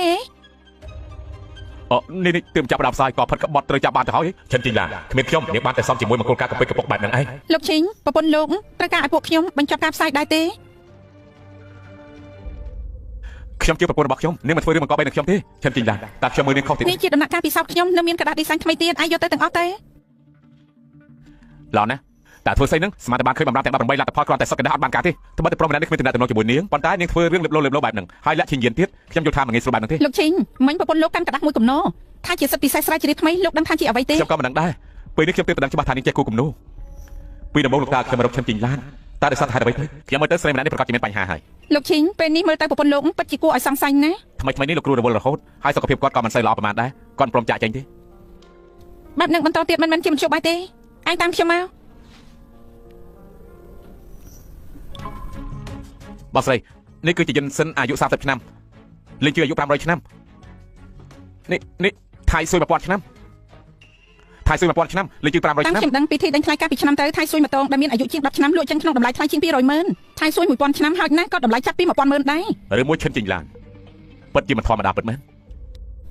របស់ទាំងនេះមានតម្លៃណាស់មែនទេខ្ញុំមានច្រើនណាស់អ្នកគ្រូរបស់លោកគ្រូពិតជាលុយពិតមែនរបស់ដែលមានលុយទិញមិនបានគាត់មានចាត់បែបហ្នឹងខ្ញុំទុកថាភ្លឺភ្នែកហើយលោកឈិញថៃស៊ុយ1000ឆ្នាំលេងជឿ500ឆ្នាំយិនសិនព្រៃ300ឆ្នាំទាំងអស់នេះបានមកដោយរបៀបណាគួរតែខ្លាចទេការស្ថានចាំជ្រូកមានសត្វតែជ្រូកធម្មតាស៊ីលេងជឿយិនសិនភ្នំស្អីខ្លះទៅពេលនេះមានលេងជឿនឹងយិនសិនភ្នំខ្លាយច្រើនណាស់ម្យ៉ាងទៀតសាច់ថៃស៊ុយដំណើរថាព្យាបាលអ្នកស្លាប់ឲ្យរស់ឡើងវិញបាននាងមានរបស់ទាំងនេះពិតជាមិនធម្មតាទ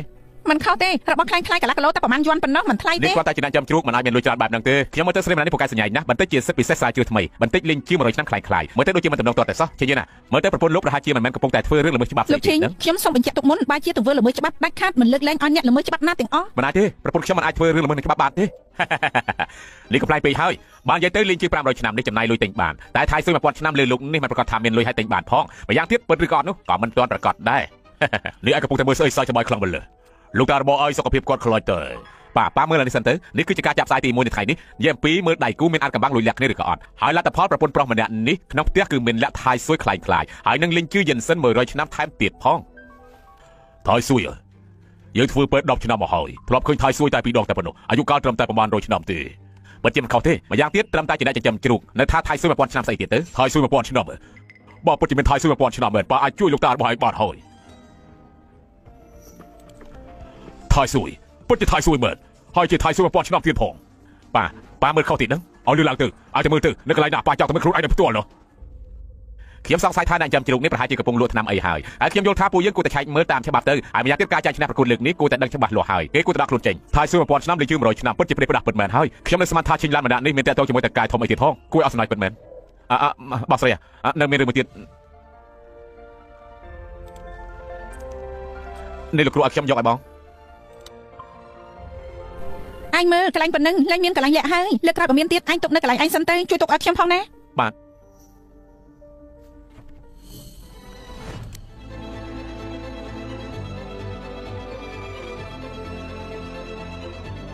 នៅមានរឿងផ្សេងទៀតទេ បើគ្មានរឿងអីទៀតទេខ្ញុំទៅសិនហើយ ឆាប់ទៅ បាទ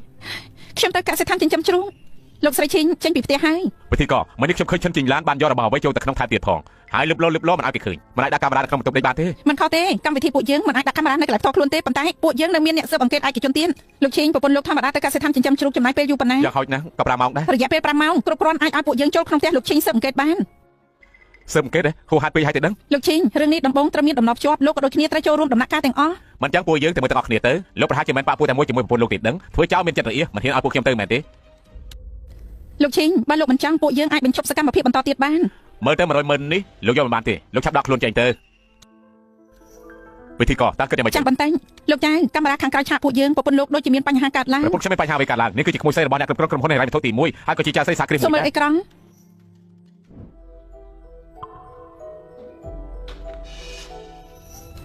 ់សុទ្ធតែស្អីហ្នឹងមួយអាទិត្យខាត់ 5000 ម៉ឺនអាចធ្វើបានធ្វើមិនបានចេញទៅ ការពិតជារឿងក្រុមហ៊ុនសោះប្រពន្ធខ្ញុំមានកិច្ចការច្រើនណាស់បើក្រុមហ៊ុនខានតែងទួចជារឿងធម្មតា មិនលោកថាប្រពន្ធលោកមានតាក់ទងជាមួយក្រុមហ៊ុនហិរញ្ញវត្ថុទី1មានបាក់ក្រុមហ៊ុន ប្រព ទេ ន្ធខ្ញុំជាក្មួយស្រីបង្កើតលោកប្រធានលីហ្វុយនៅក្នុងក្រុមហ៊ុនហិរញ្ញវត្ថុទី1ហើយកំពុងជួយអាជីវកម្មក្រុមហ៊ុនបុគ្គលល្បីម្នាក់មួយឆ្នាំរាប់ម៉ឺនគ្មានបញ្ហាអ្វីទេមានពាក់ព័ន្ធជាមួយក្រុមហ៊ុនហិរញ្ញវត្ថុទី1មើលទៅខ្ញុំត្រូវមានតំណែងជាមួយលោកចៅម្នាក់នោះហើយអាកានយោចៅខ្ញុំមើលទៅលោកស្រីចៅស្ថានភាពមិនសូវស្រួលទេយល់ល្អទៅសួរគេបន្តិចទៅរឿងតូចតាចប្រពន្ធរបស់ខ្ញុំអាចដោះស្រាយបានតានេះគឺជាសិស្សពូកែមិនមែនអ្នកចាំជ្រូកអាចប្រៀបបានទេជ្រូកបើសិនជាកើតជំងឺបេះជ្រូកហើយប្រកាសជាស្លាប់មិនខានទេមកជួបបាយបន្តិចក៏គ្មានដែរតែចិត្តតាយ៉ាងម៉េច ចិញ្ចឹមជ្រូកខ្មាស់គេណាស់មែនទេទាំងអស់គ្នាគួយទីនេះណាថាមិនញ៉ាំសាច់ជ្រូកនោះជំងឺបេះជ្រូកមួយរយៈមុនជ្រូកពួកខ្ញុំគឺនៅល្អទាំងអស់រឿងអីបន្តិចក៏គ្មានដែរថាលោកធាត់លោកទុកថាខ្លួនឯងធាត់មែននេះនេះកើតនេះហងកើតហងជ្រូកកើតមានតម្លៃ260មិនថា260ឬ26000ទេខ្ញុំនឹងប្រពន្ធខ្ញុំស្មោះត្រង់ត្រឹមត្រូវមិនរអៀសចិត្តស្បែកបន្តិចស្មោះត្រង់ត្រឹមត្រូវហ៎អញ្ចឹងមិនក៏មានសង្ស័យច្រើនណាស់လဲពួកយើងគ្រាន់តែចង់ទៅស៊ើបតាពិធីករពេលនេះគួរទៅបានហើយឬនៅឆាប់ផ្សាយបន្តភ្លាមទៅខ្ញុំបញ្ញាប់ទៅលោកប្រពន្ធរបស់ខ្ញុំទៀតឆេញយៀនតែឆាច់មើលផ្ទះរបស់លោកទៅតើលោកហ៊ានទេ មិនមែនធ្វើចោលរអៀសចិត្តទេដឹង ថាមិនត្រូវទេតែបើទៅប្រកាសជាមានបញ្ហាអីហើយមិនមែនមានបញ្ហាអ្វីហើយលោកមិនហ៊ានទេដឹងទៅឆេញយៀនលោកពិតជាមិនចង់ដឹងអាកបាំងរបស់ឈិនជីងឡានទេបើមិនទៅតែយ៉ាងម៉េច អញ្ចឹងមានតែសັບស្ដាយសូមលោកចេញពីការប្រកួតរង្វាន់100ម៉ឺននេះគ្មាននិស័យជាមួយលោកទេ ឆាប់ដាក់ខ្លួនចេញទៅកុំនៅទីនេះនៅខ្មាស់គេដល់ពេលនោះបើសិនដឹងការពិតនោះអបអរតែពាក់កងដៃផង លោកឈិញពេលនេះមានតែទៅផ្ទះលោកស្រីអាចកំបាំងទាំងអស់នោះទើបអាចសងភាពស្អាតស្អំឲ្យប្រពន្ធលោកបាន ឡោះខ្ញុំទៅ ពួកបងបាយប៉ះហងធំបែបហ្នឹងគួរធ្វើមិនទៅមានតែរលោកពូហើយអាឡូលោកពូខ្ញុំជួបបញ្ហាបន្តិចក្រុមភាគីម្ខាងទៀតបានដាក់អន្ទាក់ខ្ញុំហើយពេលនេះខ្ញុំខាត់ 5000 ម៉ឺន 500ម៉ឺនពេលនេះគេអាយុមិននៅតែចងគាត់ដំដានពីមុនគាត់ប្រាប់ថាមានបញ្ហាទៅរកគាត់ឥឡូវចុះយើងឲ្យអាស័យថាទៅឯងទៅរកគាត់ទៅណាយើងទៅទៅមុនអាចឆាប់ទៅយក500ម៉ឺនទៅ អរគុណលោកពូ អាយ៉ាផ្ទះកំពុកនេះធំមិនស្មើនឹងបង្គន់ផ្ទះខ្ញុំផងគ្មានអ្នកណាជួយយកឲ្យនៅទេស ួស្ដីទស្សនិកជនជាទីមេត្រីពេលនេះពួកយើងមកដល់ផ្ទះលោកស្រីឈិញហើយការឆែកឆេរចាប់ផ្ដើម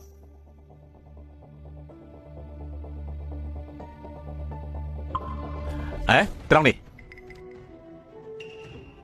គឺរបស់នេះហើយថៃស៊ុយពាន់ឆ្នាំខ្ញុំមិនថារបស់នេះពិតឬអត់ទេតែនេះជារបស់ប្រពន្ធខ្ញុំសូមលោកទុកវិញទៅរបស់នេះបើសិនជាពិតនោះគោលឈើផ្ទះរបស់លោកខ្ញុំនឹងខំទាំងអស់ដាក់ទុកវិញទ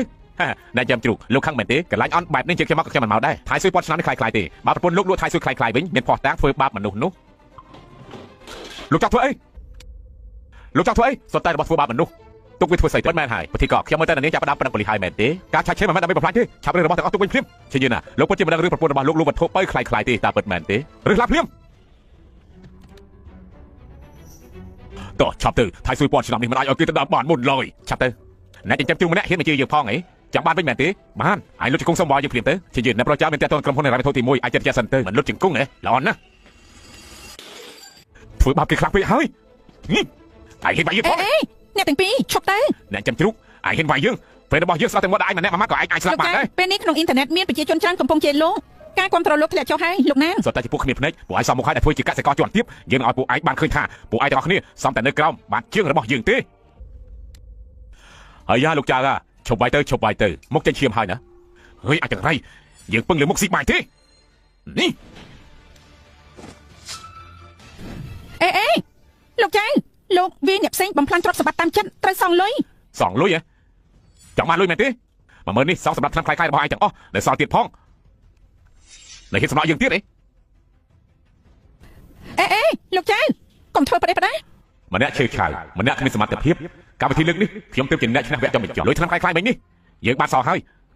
នៅក្នុងកាត់នេះគឺមាន 100000 ទុកថាថ្លៃឯងចូលបន្ទប់ ICU ចុះកុំអី ឈប់ភ្លាម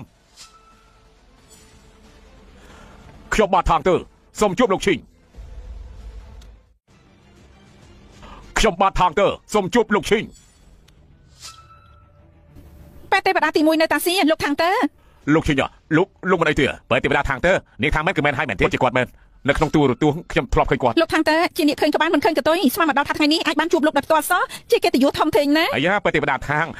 តើមានស្អីណែនាំដែរទេលោកប៉ានេះគឺជាថៃស៊ួយពិតមែនទេ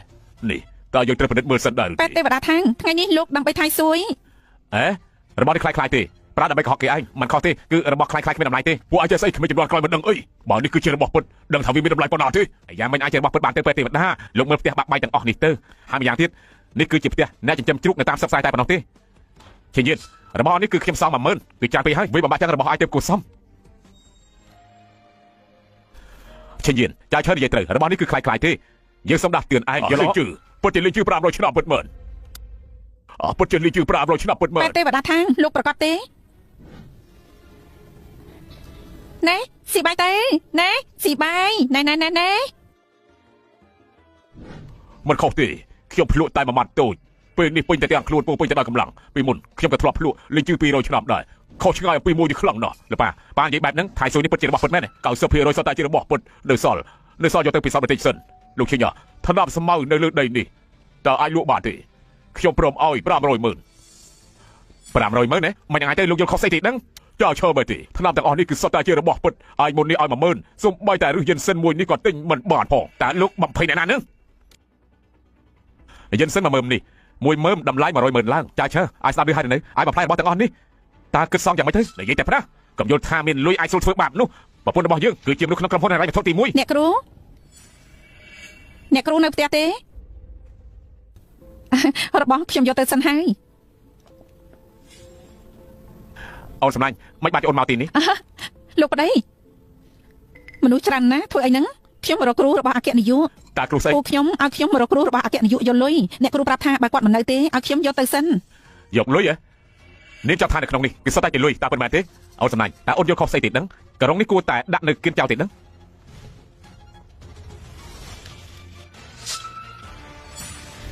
លោកឈិញរឿងមួយប្រពន្ធលោកមិនមែនមនុស្សធម្មតាម្នាក់ទេនាងមិនត្រឹមមានសមត្ថភាពថែមទាំងមានលុយច្រើនទៀតខ្ញុំក៏មិនដឹងដែរអូនសំឡាញ់គ្រូរបស់អគ្គនាយកក្រុមហ៊ុនហិរញ្ញវត្ថុទី1ឬមួយជាអ្នកចិញ្ចឹមជ្រូកពិតមែនទេហើយបងនិយាយប្តីផ្ដាស់ស្អីអគ្គនាយកមានឋានៈថ្លៃថ្នូរគ្រូគាត់មិននឹងអាចជាអ្នកចិញ្ចឹមជ្រូកទៅម្យ៉ាងទៀតបងមើលអាក្រក់បែបនេះថាមិនត្រូវជាសាច់ញាតិក្រីក្រម្នាក់ណារបស់គាត់ជួយដោះដូរបណ្ដោះអាសន្នឲ្យក៏មិនដឹងត្រូវហើយប្រកាសជាបែបហ្នឹងខ្ញុំនឹងមានការទៀតខ្ញុំទៅសិនហើយលោកឈិញលេងជឿនឹងយិនសិនរបស់លោកសបកក្រៅគឺមើលទៅសុទ្ធតែខូចអស់ហើយកន្លែងខ្ញុំគឺមានឧបករណ៍អរិសាទុកបានល្អបើលោកមិនប្រកាសទេខ្ញុំយកទៅសិនតែវិញខ្ញុំហើយចាំយកមកឲ្យលោកវិញបានទេខាងទៅគឺជាពេលទេវតាមិនធ្វើរឿងអាក្រក់ទេបើខ្ញុំចេញឡើងឃើញរបស់ទាំងអស់នេះខូចច្បាស់ជាសួរដេញដល់មិនខានអរគុណលោកខាងលោកឈិញថៃជួយបើជារបស់ពិតគឺជារបស់ដែលមានតម្លៃបំផុតខ្ញុំព្រមឲ្យ 500,000 ទិញមួយបន្ទះតើយ៉ាងម៉េចដែរលោកខាងលោកឈួតឲ្យមែនទេតែមួយបន្ទះនឹងតម្លៃ 500,000 ទេលោកខាងលោកឈួតឲ្យមែនទេមួយបន្ទះនឹងតម្លៃ 500,000 ទេអាចបាត់មកទៅឲ្យលោកឡោពេកហើយសំទោសនេះជារបស់ប្រពន្ធខ្ញុំសម្រេចចិត្តមិនបានទេបើលោកខាងពិតជាចង់បានពិតមែនអាចរងចាំប្រពន្ធខ្ញុំត្រឡប់មកវិញបានក៏ល្អដែរខ្លាចតែលោកម្ចាស់គ្រួសាររបស់ខ្ញុំគាត់ចាំមិនបានយូរទេចេះចុះខ្ញុំយកទៅបន្តិចសិនយកទៅធ្វើការបញ្ជាក់ពិតថាថៃស៊ុយពាត់ឆ្នាំមែនឬក៏អត់បានទេមកឲ្យឆាប់ឡើងលោកឈិញជួបគ្នាលើកក្រោយ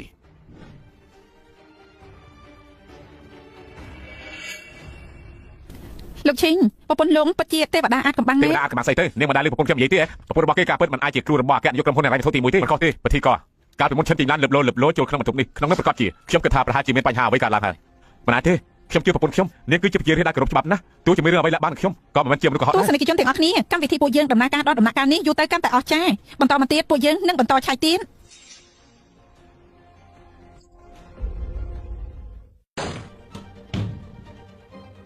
បន្ទប់នេះមើលទៅក៏មិនដូចអាចលាក់របស់អ្វីបានដែរ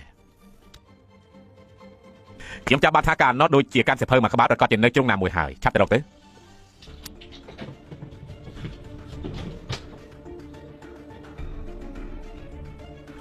លោកឃើញហើយ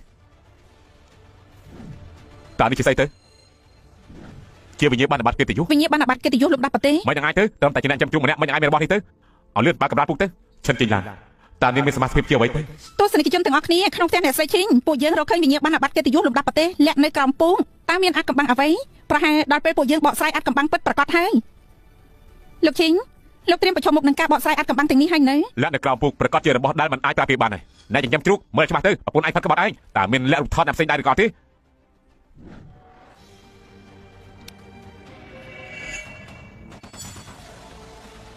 ទាំងនេះតាជារបស់អ្វីទៅទាំងនេះសុទ្ធតែជារបស់ស្អីទៅអ្នករូបជារបស់ជាតិ អ្នកគីមីវិទ្យារបស់ជាតិ សិទ្ធិពិសេសរង្វាន់មេដាយនេះកិត្តិយសជាលំដាប់1 2 3 លោកឈីងឬមួយប្រពន្ធលោកជាបុគ្គលអាចកំបាំងរបស់ជាតិ មិនអាចទេមិនអាចជាដាច់ខាត លោកណានលោកច្រឡោតបាត់នឹងធ្វើអីទៅ ពួកខ្ញុំនៅជាមួយគ្នា5ឆ្នាំខ្ញុំមិនដែលឮរឿងនេះទេ លោកថាម៉េចពីមុនលោកនិងលោកស្រីឈីងធ្លាប់នៅជាមួយគ្នាហ៎ មិនមែនទេដឹង ទស្សនិកជនទាំងអស់នៅក្នុងផ្ទះអ្នកស្រីឈីងពួកយើងរកឃើញវិញ្ញាបនបត្រកិត្តិយសលំដាប់ប្រទេស ភ្ញៀវកិត្តិយសបែរជានៅជាមួយនឹងប្រពន្ធភ្ញៀវកិត្តិយសម្នាក់ទៀតធ្លាប់នៅជាមួយគ្នាពេលនេះមិនក៏អាចធ្វើពុតទៀតទៅធ្វើពុតយូរយ៉ាងហ្នឹងទៅហើយគឺចង់តាមដានប្រពន្ធយើងតាមមានសមាជិកអ្វីឬអត់ពិធីក៏មិនខុសទេខ្ញុំពិតជាធ្លាប់នៅជាមួយឈិនឡានពិតមែនខ្ញុំយល់ពីគេច្បាស់ណាស់គេជាអ្នកចាប់ជ្រូកម្នាក់បានកិត្តិយសទាំងអស់នេះគឺមិនអាចទេ5ឆ្នាំហើយមិនដែលមានដានអ្វីទាំងអស់ឬមួយសិទ្ធិពិសេសទាំងអស់នេះគឺជារឿងប្រឌិតទេប្រឌិតលិខិតបញ្ជាក់នេះគឺមិនគោរពគឺត្រូវតែជាប់គុកហើយឈិនយល់ណាឈិនជីងឡានប្រឌិតលិខិតបញ្ជាក់ប្រកាសជាធ្វើរឿងមិនត្រឹមត្រូវតាមផ្លូវច្បាប់ហើយឈិនជីងឡានប្រឌិតលិខិតបញ្ជាក់ប្រកាសជាធ្វើរឿងមិនត្រឹមត្រូវតាមផ្លូវច្បាប់ខ្លះហើយប្រហែលដែរហើយពេលនេះអ្នកជំនាញបន្តិចទេគ្រាន់តែស្ទាត់ជំនាញតែមួយមុខអ្នកទាំងអស់គ្នាមើលលិខិតបញ្ជាក់ទាំងអស់នេះទៅអ្វីក៏គ្មានដែរប្រកាសជាប្រឌិតហើយប្រឌិតលិខិតបញ្ជាក់ថាមិនត្រូវទេត្រូវជាប់គុកយូរខ្លាំងណាស់ សុំទោសលោកឈីងមើលតែពេលនេះរឿងនេះធ្ងន់ធ្ងរណាស់ខ្ញុំមានតែជ្រើសប្រឹងប៉ូលីស មិនអាចទេប្រពន្ធខ្ញុំមិនអាចប្រឌិតលិខិតបញ្ជាក់បានទេក្នុងនេះប្រកាសជានៅមានច្បាប់ទៀតនេះជាលិខិតបញ្ជាក់បញ្ចប់ការសិក្សាផ្នែកបណ្ឌិតណានសៀងឯងសូម្បីរបស់នេះក៏មិនស្គាល់ផង ស្រីឈីងជាបណ្ឌិតដែរ មិនតែវាយ៉ាងម៉េចអាចឲ្យនេះបញ្ជាក់ថារបស់ទាំងអស់នេះសុទ្ធតែជារបស់ពិតមែនទេក្នុងនេះសុទ្ធតែคล้ายៗបើនេះមិនមែនជាបណ្ឌិតមិនមែនមិនសមនឹងខ្ញុំទេពិធីក៏បណ្ដឹងប៉ូលីសទៅនៅមានលេខជឿពាន់ឆ្នាំទៀតហើយបណ្ឌិតរឿងលិខិតបញ្ជាក់ទៀតស្រួលមិនស្រួលនេះគឺជាសំបុកជនល្មើសផង ខ្ញុំយល់ថាយល់ល្អចាំលោកស្រីឈីងមកវិញសួរគាត់ដោយផ្ទាល់ចាំគិតទៀត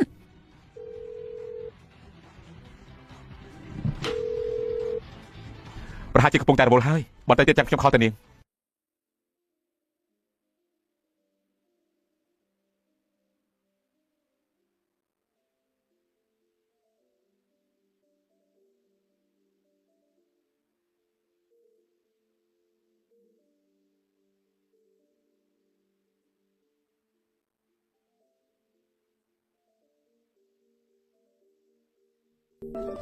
ម៉ោង 10 យប់នៅសល់ 2 ម៉ោងទៀតកិច្ចសន្យារក្សាអាចកំបាំងខ្ញុំត្រូវបញ្ចប់ហើយ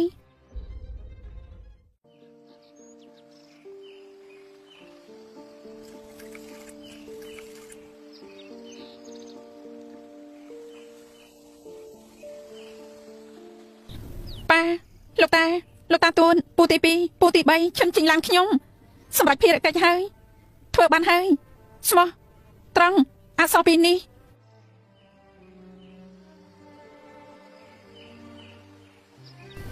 ទាំងអស់គ្នាផឹកបន្តិចដែរទៅ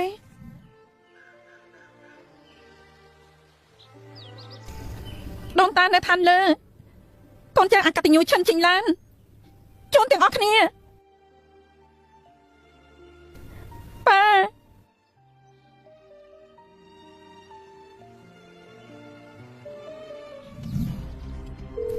លោកឈីងប្រពន្ធលោកនឹងមិនលើកទូរស័ព្ទទៀតណា យប់បែបហ្នឹងហើយនឹងមិនតត្រឡប់មកវិញទៀតជួបគ្រោះថ្នាក់អ្វីទេដឹងខ្ញុំត្រូវនាងសិនមិនមែនរអៀចិត្តហើយចង់រត់ទេដឹងត្រូវហើយឥឡូវនេះមេចិត្តងងឹតទៅហើយបើដាក់ចំណៃជ្រូកក៏មិនយប់ដល់ថ្នាក់ហ្នឹងដែរឯងប្រហែលជាមិនមែនចង់ទៅផ្ដល់ដំណឹងឲ្យនាងទេឯងកំពុងហើយពេកបានទេបានហើយយើងមើលទៅឯងកំពុងតែពន្យាពេកទេបើទីក៏ឆាប់ប្តឹងប៉ូលីសទៅទោះជាពីមុនខ្ញុំនឹងគេធ្លាប់តំណែងនឹងគ្នាខ្លះប៉ុន្តែនៅចំពោះមុខបង្កអសន្តិសុខច្បាប់គឺមិនយោគយល់ទេប៉ុន្តែស្អីទាំងអស់នេះសុទ្ធតែជារបស់ថ្លៃដែលមានប្រវត្តិមិនច្បាស់លាស់ហើយនឹងមានប្រឌិតលិខិតបញ្ជាក់ទៀតនិងមានទៅមួយចម្លែករបស់នាងថែមទៀតផងតើនេះបញ្ជាក់អ្វីទៅបើយឺតយ៉ាវអាចធ្វើឲ្យតាសៀខូចខាត់មិនខាន អាឡូផ្ដល់ដំណឹងទៅកន្លែងទី 2 ខ្ញុំត្រៀមប្តឹងប៉ូលីសបានទស្សនិកជនទាំងអស់គ្នាពួកយើងទទួលបានការតាក់ទងពីពិធីករនៅនឹងកន្លែងខាងខ្ញុំបានប្តឹងប៉ូលីសហើយតាក់ទងនឹងសមាជិកលោកស្រីឈីងពេលនេះនៅតែជាប្រស្នាបកស្រាយមិនបានព្រោះនាងជាជនសង្ស័យយប់នេះពួកយើងក៏ចូលរួមដល់រកគេឃើញ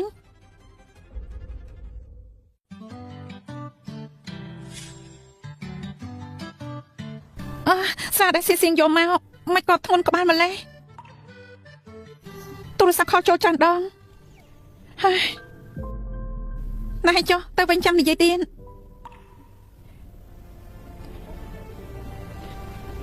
ប៉ាលោកតាដូនតាទាំងអស់គ្នាឈិនជីងឡានខ្ញុំសម្រាប់ភារកិច្ចហើយឈិនជីងឡានទីបំផុតរកនាងឃើញហើយអូនមិនអីទេទូរស័ព្ទខ្ញុំអត់ថ្មនេះមានរឿងអីបងចូលរួមកម្មវិធីមួយលួចសិបពីដៃគូម្ខាងទៀតមានរង្វាន់ 100,000 ថាម៉េចចែកឲ្យពាក់កណ្ដាល ទុកថាស្គាល់កលៈទេសៈចុះជីងឡានខ្ញុំដាស់តឿននាង ពេលនេះទៅសារភាពទៅគឺនៅតាន់ពេល ណានសៀងគូក្បាលមានបញ្ហាមែនទេ វិញនាងខ្ញុំហើយណាស់ក៏ធ្លាប់មានមនោសញ្ចេតនាដែរក្នុងផ្ទះនាងទុកលិខិតបញ្ជាក់ខ្លាំងៗទាំងអស់នោះហើយនៅមានថ្នាំខ្លាំងៗនិងមានប្រវត្តិច្បាស់លាស់ទៀតគឺលំមកនេះជាប់គុកបាន ពួកលោកប៉ាសក់ខ្ញុំហើយ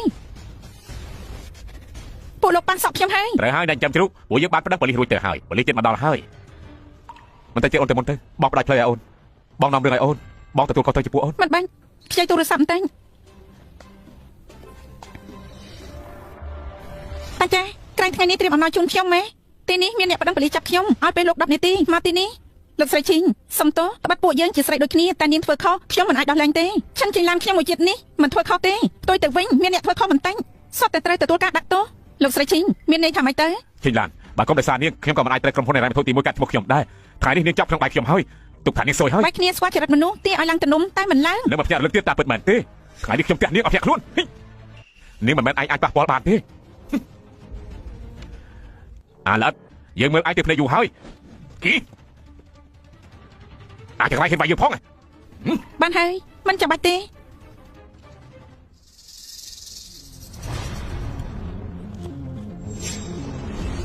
ប្រយ័ត្ន ចិនយៀនមិនអីទេ ចាឈើនៅព្រឹកស្អីទៀតចាប់ឈិនចេញឡានទៅគឺជាគុណសម្បត្តិធំណាស់ជាចេញទៅតែប៉ប៉ូលីស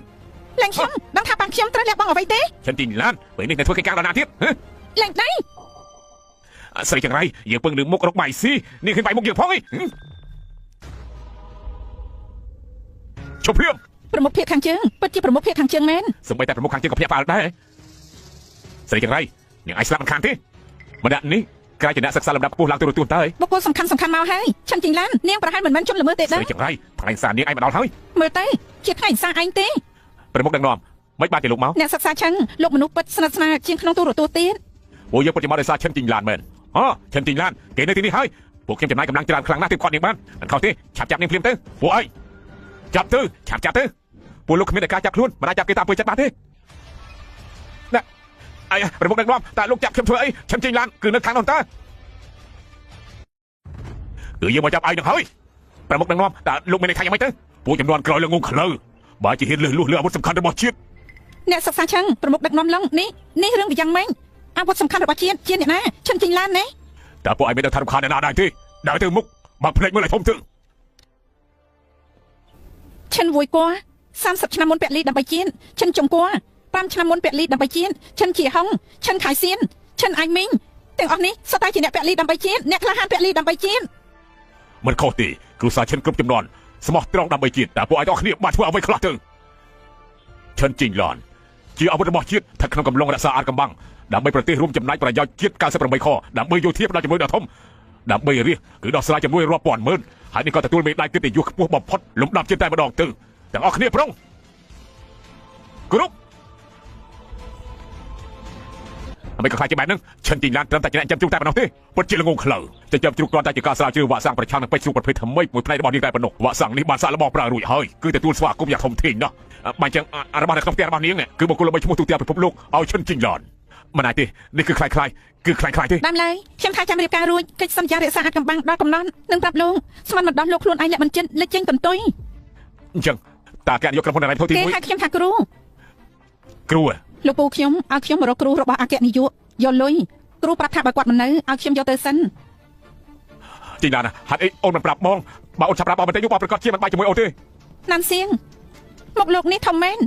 អ្នកដែលសំបីតែសិភើក៏ខ្ញុំឧបត្ថម្ភដល់ពេលនេះហើយនៅស្គាល់មិនច្បាស់ឋានៈខ្លួនទៀត ជីងឡាន ខ្ញុំធ្លាប់ប្រាប់ហើយគ្រប់យ៉ាងដែលខ្ញុំលះបង់ឲ្យលោកគឺយកមកវិញទាំងអស់ ជីងឡានបងនៅខុសហើយបងសុំបងលើកលែងបងផងទៅទូការបងម្ដងទៅនាំខ្លួនគេទៅលើកលែងបងបានទេលើកលែងបងផងទៅណាជីងឡានគ្រប់យ៉ាងនៅទីនេះគឺមិនអាចផ្សាយចេញបានទេ ចាខ្ញុំនឹងរាយការណ៍ការពិតដាច់ខាតមិនផ្សាយគ្រប់យ៉ាងដែលកើតឡើងនៅទីនេះចេញទេយ៉ាងម៉េចហើយភ័យហើយមែនទេ មែនភ័យចិត្តស្លាប់ទៅហើយ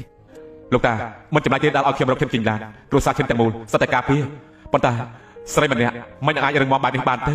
គឺរឹងមាំដល់ថ្នាក់ធ្វើឲ្យគេឈឺចិត្ត មើលរូបរាងគ្មានកំណត់លោកចុះឈិនយៀនពួកឯងឆាប់ជុំទៅបាត់ទៅ ប៉ាតែធ្វើយ៉ាងម៉េចទៅឈិនយៀនអត់ស្លាប់ហើយទៅចូលរួមកម្មវិធីទៀតនៅហ៊ានលេចមុខទៀតអញ្ចឹងក៏មិនទោសថាយើងខុសខើឲ្យសោះឈិនយៀនឲ្យឆាប់នាំមនុស្សទៅជិះនៅប្រធមមកឲ្យឆាប់ឡើងទៅ មកហាមន់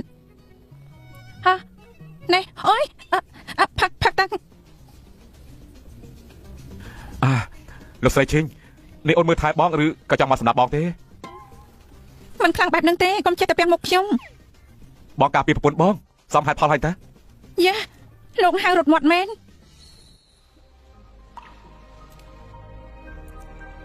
អ្វីក៏មិនអាចនិយាយបានហើយមួយថ្ងៃអោបបេះដូងដែលអាចស្លាប់បានទ្រាំចាត់ឆ្នាំបែបនេះអូនរងទុកហើយ រងទុកស្អីប៉ាខ្ញុំលោកតាខ្ញុំតាទួតខ្ញុំគឺស្លាប់ដើម្បីជៀនស្លាប់ដោយមានតម្លៃចំណែកខ្ញុំក៏បានលើផ្លូវចាស់ពួកគាត់គ្មានអីរងទុកទេ ណែអូនសម្លាញ់កុំយំអី ខ្ញុំអត់យំទេខ្សាច់ចូលភ្នែក បងខ្លាចបងញ៉ាំបបរមិនចូលទេចាប់ពេលបងធ្វើការក្នុងគ្រួសាររួចរាល់ចង់កំដៅបងចែកដើរលេងដែរទេ លោកឈិញនេះលោកចង់យកមង្គលការខ្លាំងខ្លាយធ្វើជាការពិតដែរ មានកំណត់ចឹងមែនមានកំណត់ចឹងមែន គំនិតលោកគ្រោះថ្នាក់ណាស់អាចរៀបរៀងខ្ញុំរើសមកដល់ប្រុស8នាក់លោកដេកទៅ គ្រាន់តែគ្រោះថ្នាក់តែមិនបដិសេធនេះចង់ឱកាសបងហើយហ៎បងធំតើសុខសប្បាយទេ គេលេងពិតមែនណាមិនអាចទេប្រហែលគ្រាន់តែចង់បានលុយខ្ញុំប៉ុន្តែឈិញយានការពិតល្អគួរសមមុខមាត់ក៏ស្អាតរូបរាងក៏គួរសមពិតជាមិនអន់មែនមិនអញ្ចឹងឆ្លើយតបសិនទេហើយរស់នៅជាមួយគ្នាបើមិនសមចាំតតគេចោលចោះសម្រាប់អញ្ចឹងហើយ អ្នកគ្រូ លោកមកហើយ ណានសៀងកាត់ទោស8ឆ្នាំណានសៀងកាត់ទោស8ឆ្នាំ 8ឆ្នាំជាពេលវេលាមានតម្លៃក្នុងជីវិតមនុស្ស អ្នកគ្រូនៅមានរឿងមួយទៀតកម្មវិធីផ្សាយចេញទៅហើយថតបានមិត្តស្រីរបស់ណានសៀងទៀតផងវីដេអូនេះខ្ញុំបានយកឲ្យគេមើលដែរគេយំផងសាច់ ណាន ផង សៀងគិតតែចង់ឈោងខ្ពស់មិននឹងគិតដល់ថាកន្លែងខ្ពស់ឈោងបានឬអត់ពេលនេះទទួលយកខ្លួនឯងហើយធ្វើខ្លួនឯងទទួលខ្លួនឯង លើមុនអ្នកគ្រូបានចំណាយលុយទិញវេលាមួយខ្នងត្រូវណានសៀងក៏ហោះយកទៅនេះគឺមានឱកាសយកមកវិញបានហើយគឺគ្រាន់តែត្រូវការបំពេញបែបបត់ខ្លះតែប៉ុ មាន ណ្ណោះ បញ្ហាទេលុយខ្ញុំផ្ទះខ្ញុំមិនមែនអ្នកណាក៏យកបានទេ អ្នកគ្រូឈិញយានតើគេសុខសប្បាយទេបើអ្នកគ្រូចង់លេងលះគឺបាន ខ្ញុំកាលពីមុនមិនដែលគិតថាមង្គលការមួយនេះយូរអង្វែងទេពេលនេះរៀងភ្ញាក់ផ្អើលតែខ្ញុំគិតថាឲ្យឱកាសគេមួយឈិញយានខ្ញុំគិតរួចហើយខ្ញុំឲ្យឱកាសលោកតាមញ៉ាយខ្ញុំឈិញយានតើជាអ្នកណា អ្នកគ្រូសើបដឹងច្បាស់ហើយឈិញយានគឺជាអ្នកមានកម្ពុជានៅអានឆឹងអ្នកប្រុសគ្រួសារឈិញឈិញគ្រប់ក៏ជាមុខរបររបស់គេដែរ5ឆ្នាំមុនដោយសារគ្រួសារមានការប្រែប្រួលពេលនេះដោយសារតែឈិញយាននិងពូទី2របស់គេឈិញសៀវតែ2នាក់ប៉ុណ្ណោះ ពូទី2ចង់ដណ្ដើមអំណាច ឪពុករបស់ឈិញយានកាលនៅរស់អាចបង្ក្រាបឈិញសៀវបានតែក្រោយពេលគេស្លាប់បាត់ទៅឈិញសៀវម្នាក់នេះក៏លួចអូសទាញយកដៃគូរបស់សឺគ្រប់សង្កត់ឈិញគ្រប់កន្លែងហើយបង្ខំឲ្យឈិញយានទេតំណែងតែគ្រួសារឈិញជាគ្រួសារ100ឆ្នាំខ្ញុំគិតថាបើសិនជាពូយើងលូកដៃទៅឈិញសៀវម្នាក់នេះប្រហែលជារស់មិនបានស្រួលទេខ្ញុំថាអញ្ចឹងអ្នកគ្រូត្រូវការឲ្យខ្ញុំលូកដៃដែរទេ មិនបាច់ទេ អ្នកគ្រូបើអញ្ចឹងជួយឈិញយាននៅពេលណាទៅ 3ថ្ងៃទៀតខួបកំណត់ឈិញសៀវប្តីឈិញឡានខ្ញុំទៅយកមកវិញខ្លួនឯងអាឡូឆុងយ៉ាងឲ្យខ្ញុំជួយមនុស្សប្រមាណនេះល្អសៀង3ថ្ងៃក្រោយមកជួយខ្ញុំរឿងមួយ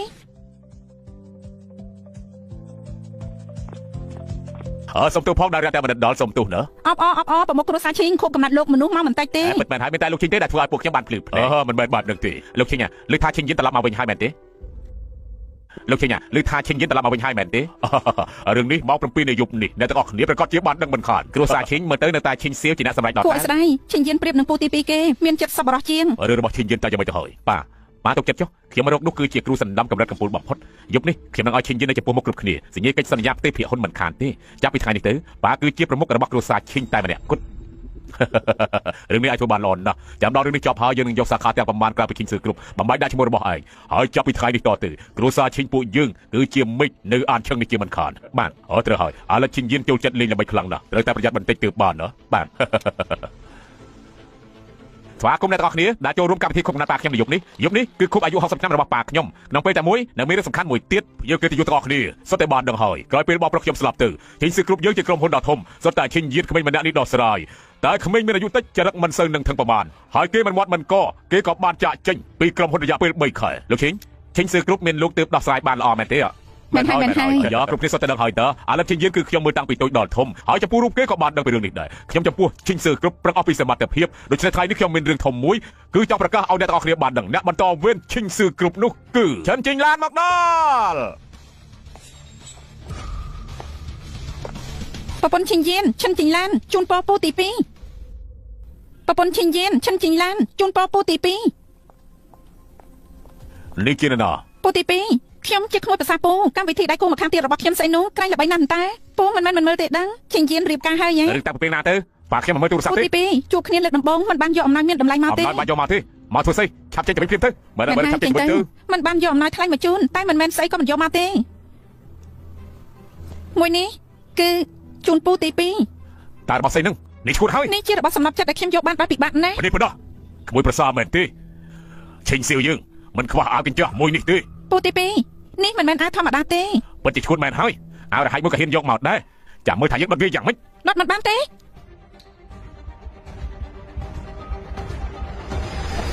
សំណប់ចិត្តនេះធ្វើពិសេសណាស់ អើជាអាវសូត្រមាស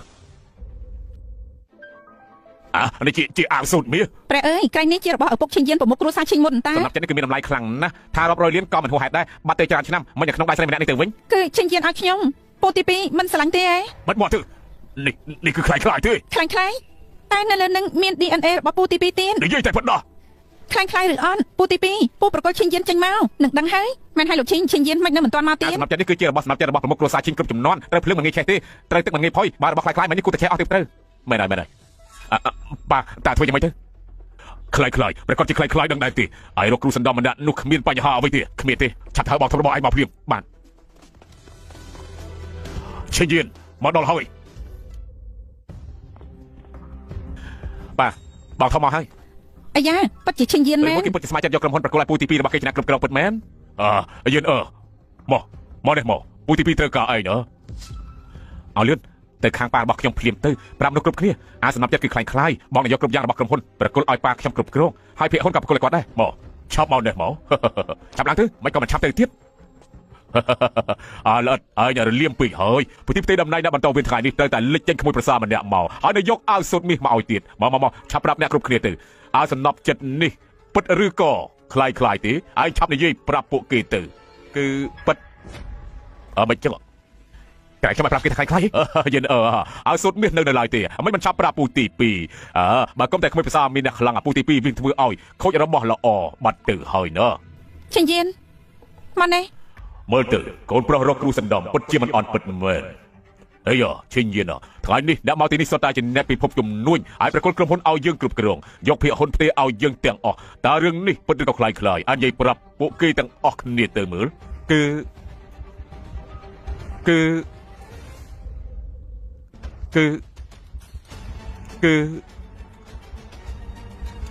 ខ្លាយឈិញយានឯងកំពុងតែនិយាយពីស្អី ខ្ញុំថាខ្លាយពូស្ដាប់មិនយល់ទេឈិញយានឯងហ៊ានវាយប៉ាយើងផងយើងគួរតែនិយាយថាប៉ាឯងមិនហ៊ានសម្រាប់ប៉ាយើង ក្រែងនេះជាមាត់ទ្វារគ្រួសារឈិញតា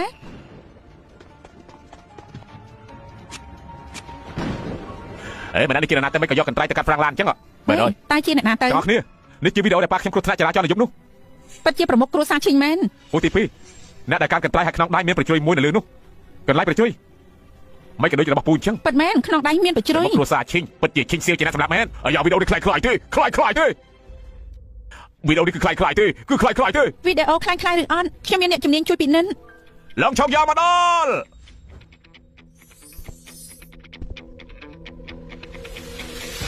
ប្រមុខដឹកនាំភាគខាងជើងក៏មកដែរប្រមុខដឹកនាំលោកជើញមកខ្ញុំខ្វះការគួរសមពីហើយជិះអ្នកគ្រូវីដេអូខ្ញុំយកទៅបានប្រកល់ឲ្យអ្នកជំនាញធ្វើការវិភាគហើយប្រមុខដឹកនាំលោកខាងស្រីចំណាយនេះថាជាអ្នកគ្រូផងមិនគ្រប់អ្នកគ្រូផ្ទះមាត់អាយ៉ាកូនប្រុសឈិញយានយើងជាពូទី2របស់ឯងពូទី2ទុកចិត្តចុះលើកខ្លួនពូជាពាក់ជីវិតរបស់គេគ្រប់គ្រាន់ឲ្យពូជាប់គុកបានហើយឈិញយានមានរឿងអីនិយាយគ្នាតាមសម្រួលទៅហេតុអីទៅ ឈិញយេគ្រូសំដំដែលឯងរមនោះអាចជាអ្នកកុហកក្នុងពិភពគុណទេ ពួកឯងឆាប់ដល់គ្រូទៅ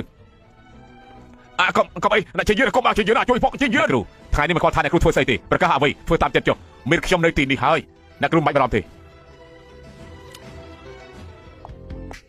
យ៉ាងម៉េចមិនអន់ទេហ៎ ឡោខ្លាំងណាស់ស្វាគមន៍អ្នកទាំងអស់គ្នាខ្ញុំណែនាំប្រាប់ទាំងអស់គ្នាសារថ្មីម្នាក់ដែលនៅក្បែរគ្រូខ្ញុំនេះគឺជាអ្នកស្រីឈិញ ឈិញយានខ្ញុំនៅមិនទាន់ព្រមធ្វើប្រពន្ធលោកទេណា ជឿបោកទៅមុនក្រោយគង់តែយល់ព្រមទេ